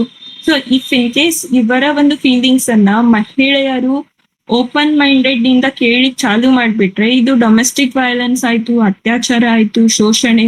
ಸೊ ಇವೆಲ್ಲ ಬರ್ಲಿಕ್ಕೆ ಚಾನ್ಸೇ ಇಲ್ಲ. ಸೊ ಇದನ್ನು ಮಾತಾಡಿದ್ದಾರೆ DH ಲಾರೆನ್ಸ್. ಸೊ ಮ್ಯಾಸ್ಕ್ಯುಲಿನಿಟಿ ಅಂದ್ರೂ ಒಂದು ರೆಸ್ಟ್ರಿಕ್ಷನ್ಸ್. ಆಮೇಲೆ ನೆಕ್ಸ್ಟ್ ಇರೋದು ಫ್ಲವರ್ಸ್. ಸೊ ಇದ್ರಲ್ಲಿ ಹೂವು ಏನ್ ತೋರಿಸ್ತವೆ ಅಂದ್ರೆ ಮಿರಿಯಮ್ಮನ ಒಂದು ಆಧ್ಯಾತ್ಮಿಕ ಪ್ರೇಮ. So next Gertrude's possessiveness. So ಇದ್ದ ಒಂದು ಗರ್ಟ್ರೂಡ್ ತನ್ನ ಮಗನ ಮೇಲೆ ಇಟ್ಟಿರುವಂತಹ ಒಂದು ಪೊಸೆಸಿವ್ನೆಸ್ ಅನ್ನ ಒಂದು ಇಮೋಷನಲ್ ಕ್ಯಾನಿಬಲಿಸಮ್ ಅಂತ ಕರೆದಿದ್ದಾರೆ. ಸೊ ಇಮೋಷನಲ್ ಕ್ಯಾನಿಬಲಿಸಮ್ ಅಂದ್ರೆ ನರಭಕ್ಷಕರು. ಸೊ ಈಕಿ ತನ್ನ ಮಗನನ್ನೇ ಒಂದು ತಿಂದು ಬಿಡೋ ಹಾಗೆ ಅಂದ್ರೆ ಅಂತ ಪ್ರೀತಿಯನ್ನ ಇಟ್ಕೊಂಡಿದ್ಲು ಗರ್ಟ್ರೂಡ್. ಸೊ ಅದು ಅಷ್ಟು ಪ್ರೀತಿ ಆ ಮಗನ ಒಂದು ಬೆಳವಣಿಗೆಗೆ ಬೇಕಾಗಿತ್ತ ಅನ್ನೋದು ಒಂದು ಕ್ವಶನ್. ಸೊ ಅಷ್ಟು ಈಗ ಪ್ರೀತಿ ಪ್ರೀತಿ ಇರೋದು ಒಳ್ಳೆ ಸಂಕೇತಾನೆ, ಆದ್ರೆ ಅದು ಆ ವ್ಯಕ್ತಿಯ ಒಂದು ಬೆಳವಣಿಗೆಯನ್ನ ಕುಂಠಿತ ಮಾಡುತ್ತೆ ಅಂದ್ರೆ ಅದು ಪ್ರೀತಿ ಅಲ್ಲ. ಸೊ ಯಾವತ್ತೂ ಪ್ರೀತಿ ಅನ್ನೋದು ಆ ವ್ಯಕ್ತಿಗೆ ಸ್ವತಂತ್ರವನ್ನು ನೀಡ್ಬೇಕು. ಸೊ ಯಾವುದೇ ಒಬ್ಬ ವ್ಯಕ್ತಿ ಸ್ವತಂತ್ರ ಮತ್ತು ಗೌರವ, ಸೊ ಇವೆರಡು ಇದ್ದು ಅಂದ್ರೆ ಅದು ವ್ಯಕ್ತಿಗೆ ಜೀವನದಲ್ಲಿ ಎಲ್ಲಾ ಸಿಕ್ಬಿಡುತ್ತೆ. ಸೊ ಈ ಸ್ವತಂತ್ರನೇ ಇಲ್ಲಪ್ಪ ಅಂತಂದ್ರೆ ಅದು ಎಂಥ ಪ್ರೀತಿ. ಸೊ ಈಗ ನಾವೀಗ ನೋಡ್ತೀವಿ, ಈಗ ಯಾರಾಗಾದ್ರೂ ಒಂದೇನಾದ್ರು ಚಲೋ ಆಫರ್ಸ್ ಬರುತ್ತೆ. ಸೊ ಆಫರ್ಸ್ ಬಂದಾಗ, ಇಲ್ಲ ನನಗ್ ನಿನ್ ಮೇಲೆ ಬಹಳ ಪ್ರೀತಿ ಇದೆ, ನೀ ಆಫರ್ ಸಲುವಾಗಿ ಊರ್ ಬಿಟ್ಟು ಹೋಗ್ಬೇಡ ಅಂತ ಅಂದ್ರೆ ಅದು ಪ್ರೀತಿನಾ? ಸೊ ಅದು ಪ್ರೀತಿ ಅಲ್ಲ. ಸೊ ಈಗ ಯಾವತ್ತೂ ನೀನ್ ನನ್ ಜೋಡಿನೇ ಇರ್ಬೇಕು, ನನ್ ಬಿಟ್ಟು ಎಲ್ಲೂ ಹೋಗ್ಬಾರ್ದು, ನಂದು ಲೈಫ್ ಹೇಗಿದೆ ನಿಂದು ಲೈಫ್ ಹಾಗೆ ಇರ್ಬೇಕು, ಈ ಒಂದು ಎಕ್ಸ್ಪೆಕ್ಟೇಷನ್ಸ್ ಅನ್ನ ಗರ್ಟ್ರೂಡ್ ಮಾಡ್ತಿದ್ಲು. ಸೊ ಇದಕ್ಕ ಒಂದು ಟಾಕ್ಸಿಕ್ ಮದರ್ಹುಡ್ ಅಂತ DH ಲಾರೆನ್ಸ್ ಅವರು ಹೇಳಿ ಅವಳ ಒಂದು ಪ್ರೀತಿಯನ್ನ ಇಮೋಷನಲ್ ಕ್ಯಾನಿಬಲಿಸಮ್, ಒಂದು ನರಭಕ್ಷಕಿಯನ್ನಾಗಿ ಹೇಳಿದ್ದಾರೆ. ಸೊ ನೆಕ್ಸ್ಟ್ ಇದು ಇವೆಲ್ಲ ಅವರ ಒಂದು ಕ್ರಿಟಿಕಲ್ ಅನಾಲಿಸಿಸ್ ಆಯ್ತು. ಸೊ ನೆಕ್ಸ್ಟ್ ಇದರಲ್ಲಿ ಒಂದು ಈಗಿನ ಪ್ರಚಲಿತ ಸಮಾಜದಲ್ಲಿ ಇದು ಹೇಗೆ ಅನ್ನೋದನ್ನ ಆಲ್ರೆಡಿ ಹೇಳಿದೆ. ದಟ್ ಈಸ್ ಮಮ್ಮಾಸ್ ಬಾಯ್ ಅಂತ ಕರೀತಾರೆ ಒಂದಿಷ್ಟು ಮಂದಿಯನ್ನ. ಸೊ ಅವರಿಗೆ ತಾಯಿಯನ್ನು ಬಿಟ್ಟು ಬೇರೇನೂ ತೋಚೋದಿಲ್ಲ. ಸೊ ನೆಕ್ಸ್ಟ್ ಇರೋದು ಇದರಲ್ಲಿ ಯೂಸ್ ಮಾಡಿರುವಂತಹ ಲಿಟ್ರರಿ ಟೆಕ್ನಿಕ್ಸ್ ಅಂತ ನೋಡಿದಾಗ, ತಂತ್ರಗಳು ಒಂದು stream of consciousness technique. So ಅದು ಒಂದು ಪ್ರಜ್ಞೆಯ ಹರಿವು ಅಂತ ಹೇಳ್ತೀವಿ. ಸೊ ನೆಕ್ಸ್ಟ್ ಈ ಒಂದು ನಾವೆಲ್ ಅನ್ನ ಓದ್ಲಿಕ್ಕೆ ಚಾಲು ಮಾಡಿದಾಗ ನಾವು ನಮ್ಮ ಒಂದು ಜಗತ್ತಿನಲ್ಲಿ ಇರುವುದಿಲ್ಲ. ಸೊ ನಾವು ಸೀದಾ ಹೋಗಿ ಪಾಲ್ ಮಾರೆಲ್ ಅನ್ನ ತಲೆಯೊಳಗೆ ಹೋಗ್ಬಿಡ್ತೇವೆ. ಸೊ ಇದು ಅವನ ಒಂದು ತಲೆಯಲ್ಲಿ ಏನ್ ನಡೆಯುತ್ತೆ, ಸೊ ಅದು ಎಷ್ಟು ಡಿಸ್ಟರ್ಬ್ ಆಗಿರ್ತಾನೆ. ಸೊ ಅವನ ಫೀಲಿಂಗ್ಸ್, ಅವನ ಇಮೋಷನ್ಸ್, ಅವನ ಒಂದು ತಲೆ ಒಂಥರ ಬಿರುಗಾಳಿ ಇದ್ದಂಗಿರುತ್ತೆ. ಸೊ ಯಾವತ್ತೂ ಆ ಬಿರುಗಾಳಿಯ ಸೆಂಟರ್ ಯಾರಪ್ಪ ಅಂತಂದ್ರೆ ಅದ್ ತಾಯಿ. So that is Gertrude Morel. So next ಇರೋದು ಸಿಂಬಾಲಿಸಮ್ ಅನ್ನ ಯೂಸ್ ಮಾಡಿದ್ದಾರೆ DH Lawrence. Next psychological depth ಇದೆ, ದಟ್ ಈಸ್ ಮಾನಸಿಕ ಆಳ. ಸೊ ಎಲ್ಲಾ ಪಾತ್ರಗಳನ್ನ ಓದ್ಲಿಕ್ಕೆ ಹೊಂಟಾಗ ನಾವು ಅವರ ಮನಸ್ಸಿನಲ್ಲಿ ಹೋಗಿ ಅವರ ಒಂದು ಆಳವಾದ ಮನಸ್ಸಿನಲ್ಲಿ ಏನೆಲ್ಲ ಆಲೋಚನೆ ಇವೆ ಅದನ್ನೆಲ್ಲ ಟಚ್ ಮಾಡಿ ಹೊರಗೆ ಬರೋದು. ಸೊ ಇದು ಒಂದು ನಾವೆಲ್ ಅನ್ನ ಕಂಪ್ಲೀಟ್ ಆಗಿ ಓದಿ ಆದ್ಮೇಲೆ DH ಲಾರೆನ್ಸ್ನಿಗೂ ಕೂಡ ಒಂದು ಮೆಂಟಲ್ ಥೆರಪಿ ಬೇಕಾಗಿತ್ತು ಅಂತೆ.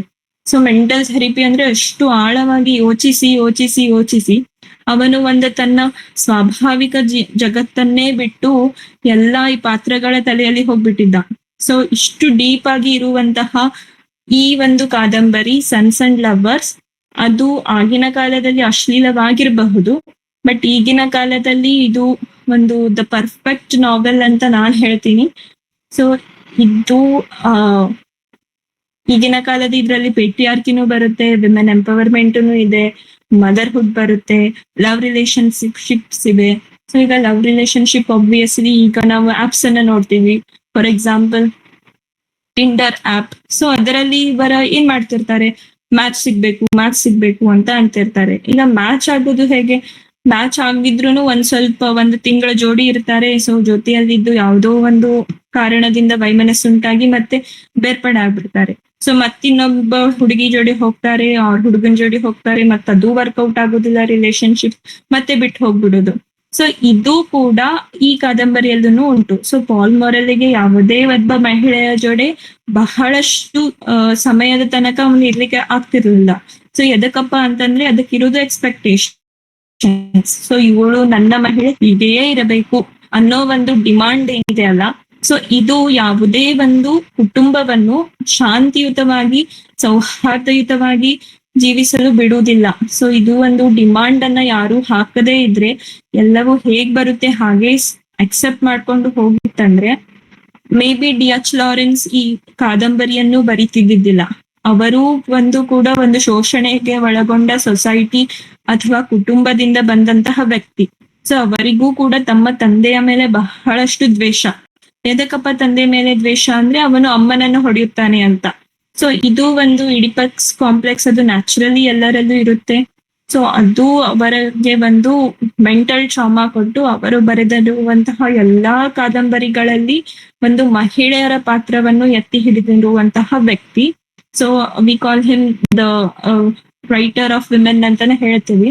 ಸೊ ಅವರ ಪ್ರತಿಯೊಂದು ನಾವೆಲ್ ಇರ್ಲಿ, that is Women in Love ಇರ್ಲಿ, ದ ರೈನ್ಬೋ ಇರ್ಲಿ, or else the Lady Chatterley's Lover. So ಎಲ್ಲದರಲ್ಲೂ ಮಹಿಳೆಯ ಪಾತ್ರ ಬಹುಮುಖ್ಯ. ಈಗಿನ ಕಾಲದ ಮಹಿಳೆಯರನ್ನ ಅವರು ಆಗಿನ ಕಾಲದಲ್ಲಿಯೇ ತೋರಿಸ್ಕೊಟ್ಬಿಟ್ರು.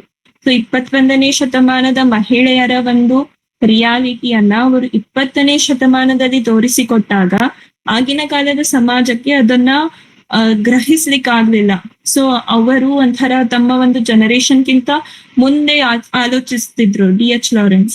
ಸೊ ಅದಕ್ಕೆ ಕೂಡ ಅವರು ಆಗಿನ ಸಮಾಜದಲ್ಲಿ ಫಿಟ್ ಕೂಡ್ಲಿಲ್ಲ.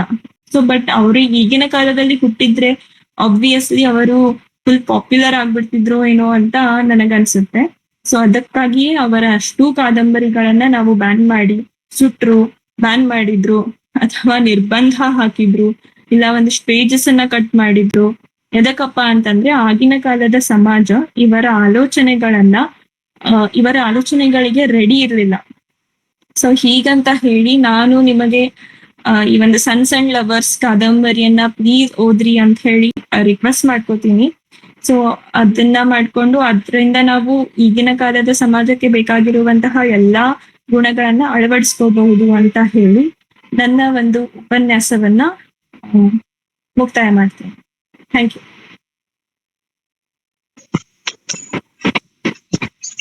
ಥ್ಯಾಂಕ್ ಯು ಮೇಡಮ್, ಧನ್ಯವಾದ.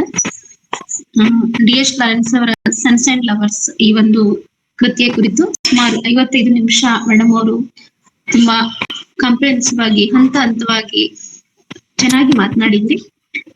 ಈ ಒಂದು ಉಪನ್ಯಾಸಕ್ಕೆ ತಮಗೆ ಧನ್ಯವಾದಗಳನ್ನ ತಿಳಿಸುತ್ತಾ ಈಗ ಬಸವರಾಜ್ ರೋಣೂರ್ ಸರ್ ಅಧ್ಯಕ್ಷರು ಈ ಕಾರ್ಯಕ್ರಮದ ಅಧ್ಯಕ್ಷರ ಪೂರಕ ನುಡಿಗಳಿರ್ತವೆ, ನಂತರ ಚರ್ಚೆ ಇರುತ್ತೆ. ಚರ್ಚೆಯಲ್ಲಿ ತಾವು ಭಾಗಿಯಾಗಬಹುದು ಮೇಡಮ್.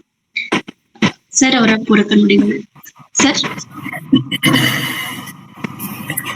ಎಲ್ಲರಿಗೂ ನಮಸ್ಕಾರ. ಮೇಡಮ್, ನನ್ನ ಧ್ವನಿ ಕೇಳಿಸ್ತದಲ್ಲ? ಎಸ್ ಸರ್, ಕೇಳಿಸ್ತಿದೆ ಸರ್. ಧಾರವಾಡ ಕಟ್ಟೆಯ ಎಲ್ಲ ಸಂಗಾತಿಗಳೇ, ಸ್ನೇಹಿತರೆ, ಹಿರಿಯರೇ, ಸಾಹಿತ್ಯಾಸಕ್ತರೇ, ಎಲ್ಲರಿಗೂ ನಮಸ್ಕಾರ. ಇಲ್ಲಿಯವರೆಗೆ ಸುಮಾರು 55-60 ನಿಮಿಷಗಳ ಕಾಲ ಜೆ.ಎಸ್.ಎಸ್ ಧಾರವಾಡದ ಪ್ರತಿಷ್ಠಿತ ಜೆ.ಎಸ್.ಎಸ್ ಕಾಲೇಜಿನಲ್ಲಿ ಇಂಗ್ಲಿಷ್ ಉಪನ್ಯಾಸಕರಾಗಿ ಸೇವೆ ಸಲ್ಲಿಸುತ್ತಿರುವ ವಾಣಿಶ್ರೀ ಕುಲಕರ್ಣಿ ಅವರ ಮಾತುಗಳನ್ನ ಕೇಳಿದ್ದೇವೆ. ಡಿ.ಎಚ್. ಲಾರೆನ್ಸನ ಸನ್ಸ್ ಅಂಡ್ ಲವರ್ಸ್ ಎಂಬ ಕಾದಂಬರಿಯ ಕುರಿತು ಅವರು ಇಲ್ಲಿಯವರೆಗೆ ಮಾತನಾಡಿದ್ದಾರೆ. ವಾಣಿಶ್ರೀ ಅವರು ಲಾರೆನ್ಸನ ಬಗ್ಗೆ, ಲಾರೆನ್ಸನ ಜೀವನದ ಬಗ್ಗೆ, ಲಾರೆನ್ಸನ ಕಲಾತ್ಮಕತೆಯ ಬಗ್ಗೆ, ಜೀವನ ದರ್ಶನದ ಬಗ್ಗೆ ಮತ್ತು ಆ ಕಾಲದ ಸಮಾಜದ ಬಗ್ಗೆ ಅನೇಕ ಮಾತುಗಳನ್ನ ಆಡಿದ್ದಾರೆ. ಸನ್ಸ್ ಅಂಡ್ ಲವರ್ಸ್ 20ನೇ ಶತಮಾನದ ಸರ್ವಶ್ರೇಷ್ಠ ಕಾದಂಬರಿಗಳಲ್ಲಿ ಒಂದು. 20ನೇ ಶತಮಾನದ ಒಬ್ಬ ವಿಮರ್ಶಕರು ಒಂದು 100 ಕಾದಂಬರಿಗಳ ಪಟ್ಟಿಯನ್ನ ಮಾಡಿದ್ರು. ಆ ಪಟ್ಟಿಯಲ್ಲಿ ಈ ಕಾದಂಬರಿಗೆ 9ನೇ ಸ್ಥಾನ ಸಿಕ್ಕಿದೆ. ನಿಸ್ಸಂಶಯವಾಗಿ ಈ ಜಗತ್ತು ಕಂಡ ಅತ್ಯದ್ಭುತ ಕಾದಂಬರಿಕಾರರಲ್ಲಿ D.H. ಲಾರೆನ್ಸ್ ಕೂಡ ಒಬ್ಬರು. D.H. ಲಾರೆನ್ಸ್ ಅನೇಕ ಕಥೆಗಳನ್ನು ಬರೆದಿದ್ದಾನೆ ಮತ್ತು ಅದ್ಭುತವಾದ ಕಾವ್ಯವನ್ನು ಬರೆದಿದ್ದಾನೆ. ಅವನ ಒಂದು ಕವನವಿದೆ, ಸ್ನೇಕ್ ದ ಸ್ನೇಕ್ ಅಂತ ಒಂದು ಕವನ ಇದೆ. ದಯವಿಟ್ಟು ಈ ಕವನವನ್ನ ಓದ್ರಿ. ಈ ಕವನ ಒಂದು ಕಾದಂಬರಿ ನಮಗೆ ನೀಡಬಹುದಾದ ದರ್ಶನವನ್ನ, ಒಂದು ಕಾದಂಬರಿ ನಮಗೆ ನೀಡಬಹುದಾದ ಒಂದು ಕಲಾತ್ಮಕತೆಯ ಅನುಭೂತಿಯನ್ನ ಈ ಒಂದು ಸಣ್ಣ ಕವನ ನಮಗೆ ನೀಡುತ್ತದೆ. ಬಹಳ ಮಹತ್ವದ ಕಾದಂಬರಿಕಾರ, ಬಹಳ ಮಹತ್ವದ ಲೇಖಕ, ಬಹಳ ಮಹತ್ವದ ಕಲಾಕಾರ. ಕೇವಲ 44 ವರ್ಷ ಅವನು ಬದುಕಿದ್ದು, ಹೆಚ್ಚು ಕಾಲ ಬದುಕಲಿಲ್ಲ. ಬಟ್ 44 ವರ್ಷಗಳವರೆಗೆ ಬಹಳ ಕಷ್ಟಕರವಾದ ಜೀವನವನ್ನ ನಡೆಸಿದ, ಸಾಕಷ್ಟು ಹತಾಶೆ, ನಿರಾಸೆ ಅನುಭವಿಸಿದ ಮತ್ತು ಅನೇಕ ಕಷ್ಟಗಳನ್ನ ಎದುರಿಸಿದ. ಉದಾಹರಣೆಗೆ ಸನ್ಶೈನ್ ಲವರ್ಸ್ ಈ ಕಾದಂಬರಿ ಏನಿದೆಯಲ್ಲ, ದಿಸ್ ಈಸ್ ಹಿಸ್ ಆಟೋಬಯೋಗ್ರಫಿಕಲ್ ನಾವೆಲ್. ಇದರಲ್ಲಿ ಅವನ ಜೀವನವೇ ಇದೆ. ಇದರಲ್ಲಿ ಸ್ವತಃ ಲಾರೆನ್ಸ್ ಇದ್ದಾನೆ, ಲಾರೆನ್ಸ್ನ ತಾಯಿ ಇದ್ದಾಳೆ, ಲಾರೆನ್ಸ್ನ ತಂದೆ ಇದ್ದಾನೆ ಮತ್ತು ಲಾರೆನ್ಸ್ನೊಂದಿಗೆ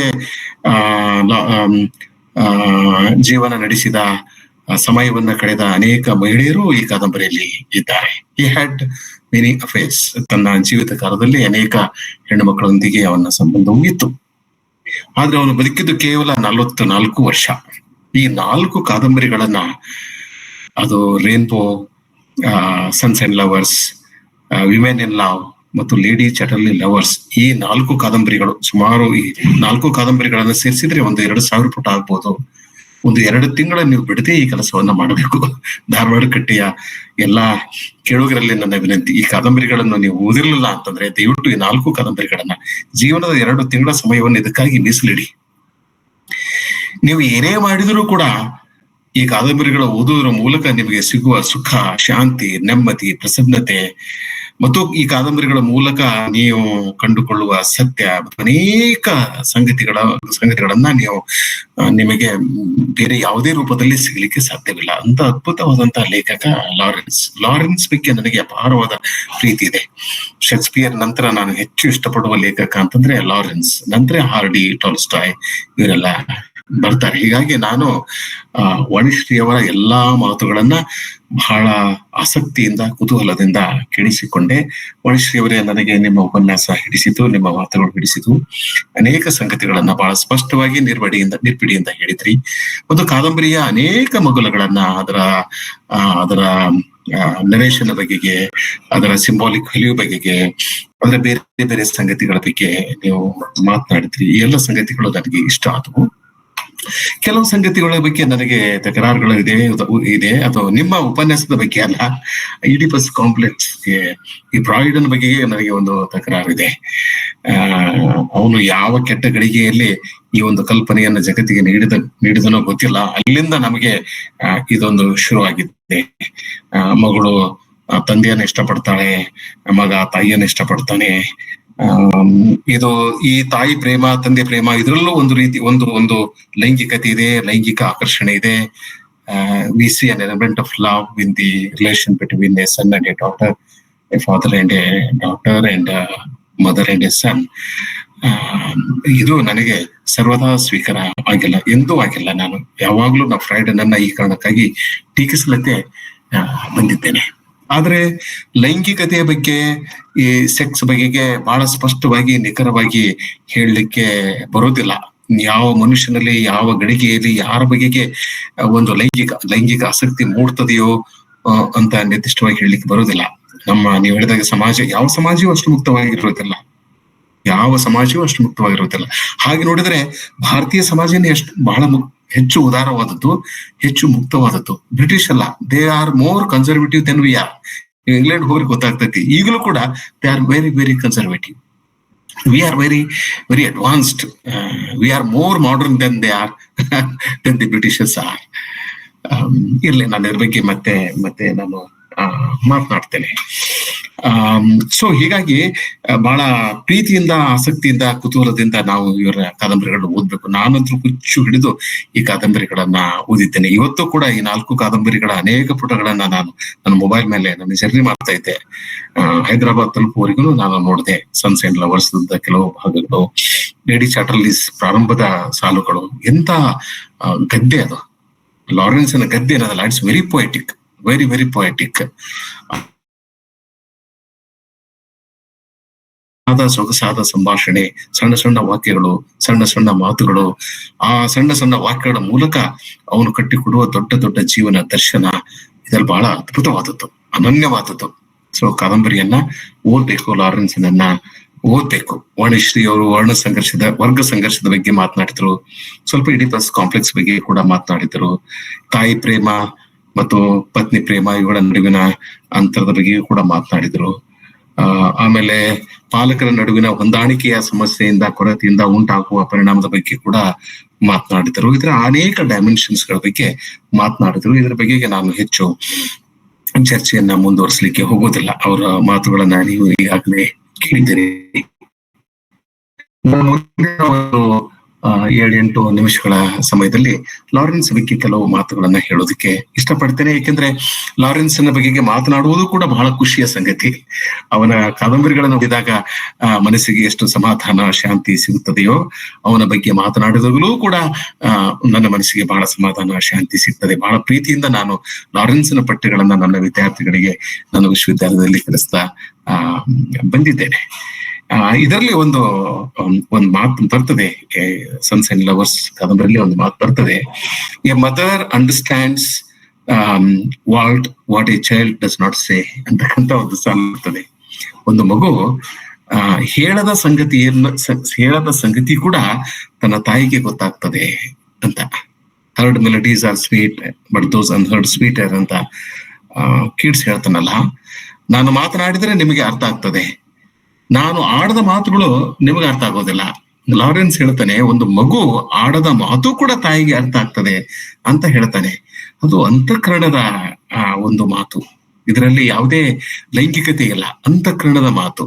ತಾಯಿಗೆ ಅಂತಃಕರಣ ಇರ್ತದೆ. ಯಾರಲ್ಲಿ ಅಂತಃಕರಣ ಇರ್ತದೆಯೋ ಅವೆಲ್ಲ ತಾಯಂದ್ರೆ. ಕೇವಲ ಹೆಣ್ಣು ಮಾತ್ರ ತಾಯಿ ಆಗ್ತಾಳೆ ಅನ್ನೋದು ತಪ್ಪು ಕಲ್ಪನೆ. ಹೆಣ್ಣು ಮಹಾಕ್ರೂರಿ ಆಗ್ಬೋದು. ಈಗ ನೀವು ಪತ್ರಿಕೆಗಳಲ್ಲಿ ನೋಡ್ರಿ, ನಿನ್ನೆ ಮೊನ್ನೆ ನೋಡ್ರಿ, ಒಬ್ಬ ತಾಯಿ ತನ್ನ ಪ್ರಿಯಕರನಿಂದ ತನ್ನ ಮಗಳ ಮೇಲೆ ಮನಭಂಗ ಪಡಿಸಿದ್ದಾಳೆ. ನಿನ್ನೆ ಮೊನ್ನೆ ಒಂದು 10 ವರ್ಷದ ಮಗುವನ್ನ ಕೊಂದು ಹಾಕಿದ್ದಾಳೆ. ಹಾಗೇನಿಲ್ಲ, ನಾವು ಒಂದು ನಿರ್ಣಯಕ್ಕೆ ಬರೋ ಹಾಗಿಲ್ಲ. ಅಪ್ಪಂದಿರು ಹೀಗೆ, ಅವಂದಿರು ಹೀಗೆ ಅಂತೇಳಿ. ಕೆಟ್ಟ ಒಂದಿರು ಇದ್ದಾರೆ, ಕೆಟ್ಟ ಅಪ್ಪಂದಿರು ಇದ್ದಾರೆ. ಬಹಳ ಸಂಕೀರ್ಣವಾದ ಸಮಾಜದಲ್ಲಿ ನಾವಿದ್ದೇವೆ. ಆದ್ರೆ ಪಾಲಕರೇ ಮಕ್ಕಳನ್ನ ಕೊಲ್ಲೋದಿದೆಯಲ್ಲ, ಅದು ಬಹಳ ದುರಂತ. ಈ ದುರಂತದ ಬಗ್ಗೆ ಲಾರೆನ್ಸ್ ಮಾತನಾಡುತ್ತಾನೆ. ಇದು ಕೆಲವು ಸಾಲುಗಳಿವೆ, ಅದನ್ನ ನಾನು ಚರ್ಚೆ ಮಾಡ್ಲಿಕ್ಕೆ ಹೋಗುವುದಿಲ್ಲ.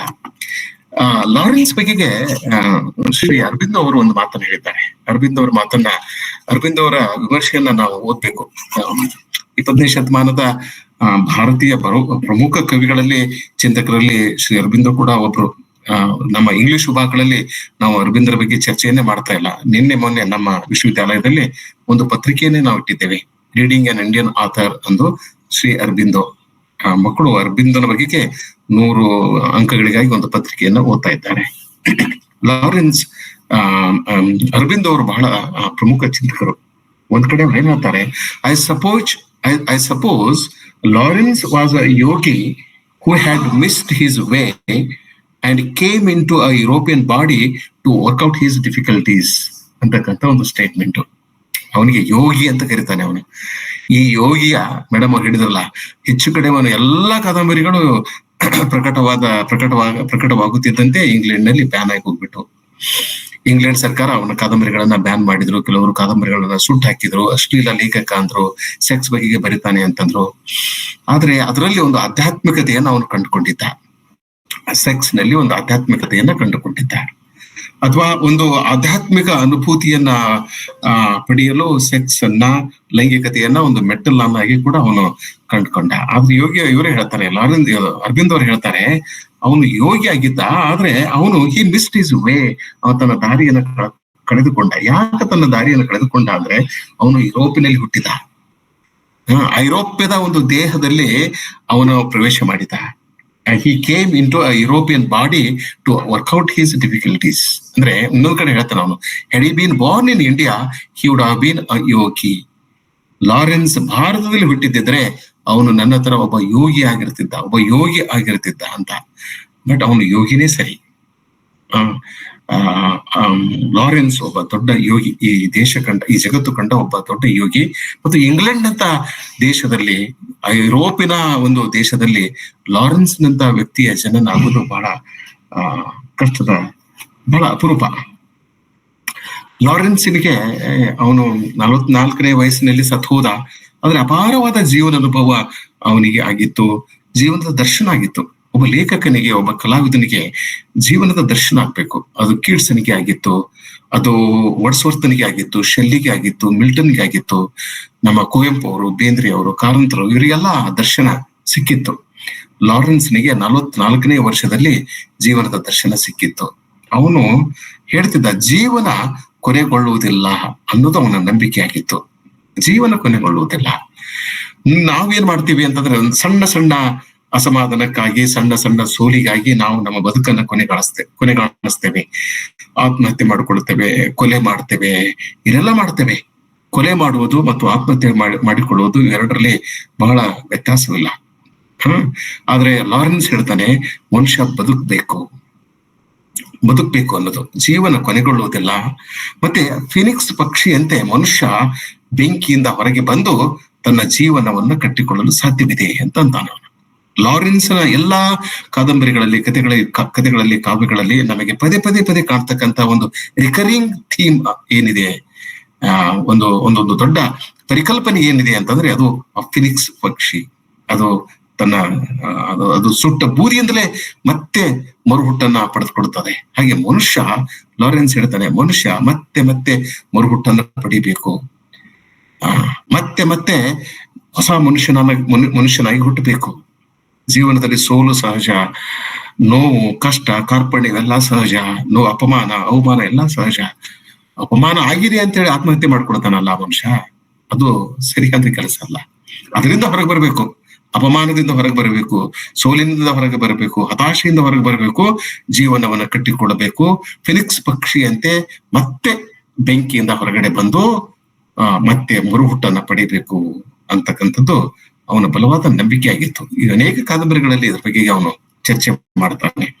ಅದಕ್ಕಾಗಿ ಮನುಷ್ಯ ಬದಲಾಗಬೇಕು ಅಂತಂದ್ರೆ, ಮನುಷ್ಯನ ಮೂಲಭೂತ ವ್ಯಕ್ತಿತ್ವ, ದ ಎಸೆನ್ಸ್ ಅಂತೀವಲ್ಲ, man's essence has to undergo a change. ಮನುಷ್ಯನ ಮೂಲಭೂತ ವ್ಯಕ್ತಿತ್ವ ಬದಲಾಗಬೇಕು. ಈ ಮೂಲಭೂತ ವ್ಯಕ್ತಿತ್ವ ಬದಲಾಗ್ಬೇಕಂದ್ರೆ ಮರುವಿನ ನೀರಿನಲ್ಲಿ ಅಂತ ನಾವು, ಇನ್ ದಿ ವಾಟರ್ಸ್ ಆಫ್ ಒಬ್ಲಿವಿಯನ್ ಅಂತ ಒಂದ್ ಕಡೆ ಬರೀತಾನ ಅವನು. ಇನ್ ದಿ ವಾಟರ್ಸ್ ಆಫ್ ಒಬ್ಲಿವಿಯನ್, ಮರೆವಿನ ನೀರಿನಲ್ಲಿ, ಬದಲಾವಣೆಯ ನೀರಿನಲ್ಲಿ ಮುಳುಗುವುದರ ಮೂಲಕ ಪುನರ್ಜನ್ಮ ಪಡೆಯಲು, ಉತ್ತಮ ಮನುಷ್ಯನಾಗಲು ಪ್ರಯತ್ನಿಸಬೇಕು ಎಂಬುದು ಲಾರೆನ್ಸ್ನ ಬಲವಾದ ನಂಬಿಕೆ ಆಗಿತ್ತು. ಈ ನಂಬಿಕೆಯ ಬಗ್ಗೆ ಅವನು ಒಂದು ಕಾದಂಬರಿಯಲ್ಲಿ, ಯಾವ ಕಾದಂಬರಿ ಅಂತ ನನಗೆ ಗೊತ್ತಾಗ್ಲಿಲ್ಲ, ಈ 4 ಕಾದಂಬರಿಗಳಲ್ಲಿ ಒಂದು ಕಡೆ ಈ ಒಂದು ಕೊಟೇಶನ್ ಬರ್ತದೆ. ಏನ್ ಹೇಳ್ತಾನೆ ಅವನಂದ್ರೆ, life is never a thing of continuous bliss. ನೀವು ಪ್ರಧಾನಮಂತ್ರಿ ಆಗಿರಬಹುದು, ಮುಖ್ಯಮಂತ್ರಿ ಆಗಿರಬಹುದು, ಕುಲಪತಿ ಆಗಿರಬಹುದು, ಲ್ಯಾಂಡ್ಲಾರ್ಡ್ ಆಗಿರಬಹುದು, ಬೇಕಾದಾಗಿರ್ಲಿ, ನೀವು ಅತ್ಯಂತ ರೂಪವಂತರ, ನಿಮ್ಮಲ್ಲಿ ರೂಪ ಇರಬಹುದು, ಲಾವಣ್ಯ ಇರಬಹುದು, ಪಾಂಡಿತ್ಯ ಇರಬಹುದು, ಏನೇ ಇದ್ರೂ ಕೂಡ ಮನುಷ್ಯ ಜೀವನ ನಿರಂತರವಾಗಿ ಸುಖಮಯವಾಗಿರ್ಲಿಕ್ಕೆ ಸಾಧ್ಯವೇ ಇಲ್ಲ. There is no man in the world who is always happy and who is always in bliss. ಸಾಧ್ಯವೇ ಇಲ್ಲ. ಮನುಷ್ಯನ ಮೇಲೆ ಸುಖ ದುಃಖ ಬಂದೇ ಬರ್ತದೆ. ದುಃಖವನ್ನ ಅನುಭವಿಸಲು ಮನುಷ್ಯ ಸಿದ್ಧನಾಗಿರಬೇಕು, ಅಪಮಾನವನ್ನ ಅನುಭವಿಸಲು ಮನುಷ್ಯ ಸಿದ್ಧನಾಗಿರಬೇಕು, ಮೋಸಕ್ಕೆ, ದ್ರೋಹಕ್ಕೆ, ವಂಚನೆಗೆ ಬಲಿಯಾಗಲು ನಾವು ಸಿದ್ಧವಾಗಿರ್ಬೇಕು. ನಮ್ಮ ಸ್ನೇಹಿತರೇ ನಮ್ಮ ಬೆನ್ನಿಗೆ ಚೂರಿ ಹಾಕ್ತಾರೆ, ನಮ್ಮ ಹಿತೈಷಿಗಳೇ ನಮ್ಮ ಎದೆಗೆ ಇರಿತಾರೆ, ನಮ್ಮ ರಕ್ತ ಸಂಬಂಧಿಕರೇ ನಮ್ಮ ರಕ್ತವನ್ನು ಕುಡಿತಾರೆ. ಹೀಗೆಲ್ಲ ಸಾಧ್ಯ ಇದೆ, ಮನುಷ್ಯ ಜಗತ್ತಿನಲ್ಲಿ ಸಾಧ್ಯ ಇದೆ. ಇದನ್ನ ಅನುಭವಿಸ್ಲಿಕ್ಕೆ ಮನುಷ್ಯ ಸಿದ್ಧನಿರ್ಬೇಕು ಅನ್ನೋದು. ಜೀವನ ಎಂದಿಗೂ ನಿರಂತರ ಆನಂದದ ವಿಷಯವಲ್ಲ, ಆನಂದದ ಸಂಗತಿ ಅಲ್ಲ. Life is never a thing of continuous bliss ಅಂತ ನಾವು. ಮುಂದಿನ ಸಾಲು ನೋಡಿ, ದೇರ್ ಇಸ್ ನೋ ಪ್ಯಾರಡೈಸ್, ಸ್ವರ್ಗವೆಂಬುವುದಿಲ್ಲ. There is no paradise. ಅದಕ್ಕೆ ಬಸವಣ್ಣ ಹೇಳ್ತಾನಲ್ಲ, ಇದೇ ಇಲ್ಲಿ ಸಲ್ಲುವವರು ಅಲ್ಲಿ ಸಲ್ಲುವರಯ್ಯ, ಇಲ್ಲಿ ಸಲ್ಲದವರು ಅಲ್ಲೂ ಸಲ್ಲರಯ್ಯ ಅಂತ. ಇಲ್ಲಿ ಮೊದಲು ಸಲ್ಲಬೇಕಾಗ್ತೈತಿ ನಾವು. ಸ್ವರ್ಗ ಅವನು ಹೇಳ್ತಾನೆ, ಲಾರೆನ್ಸ್ ಹೇಳ್ತಾನೆ, ಸ್ವರ್ಗ there is no paradise, there is no paradise, ಸ್ವರ್ಗವೆಂಬುವುದಿಲ್ಲ.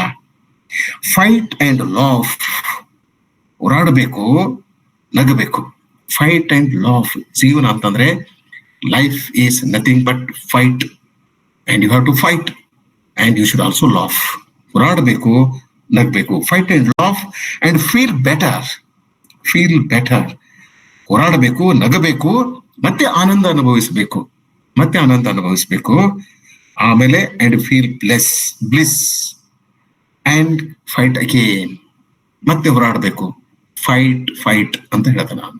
ಅಂದ್ರೆ ಜೀವನ ಅಂದ್ರೆ ಒಂದು ನಿರಂತರವಾದಂತ ಹೋರಾಟಕ್ಕೆ ಮನುಷ್ಯ ಸಿದ್ಧನಾಗಿರ್ಬೇಕು.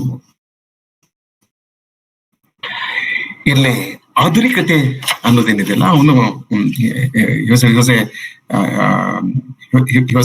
Representative poet of modernism.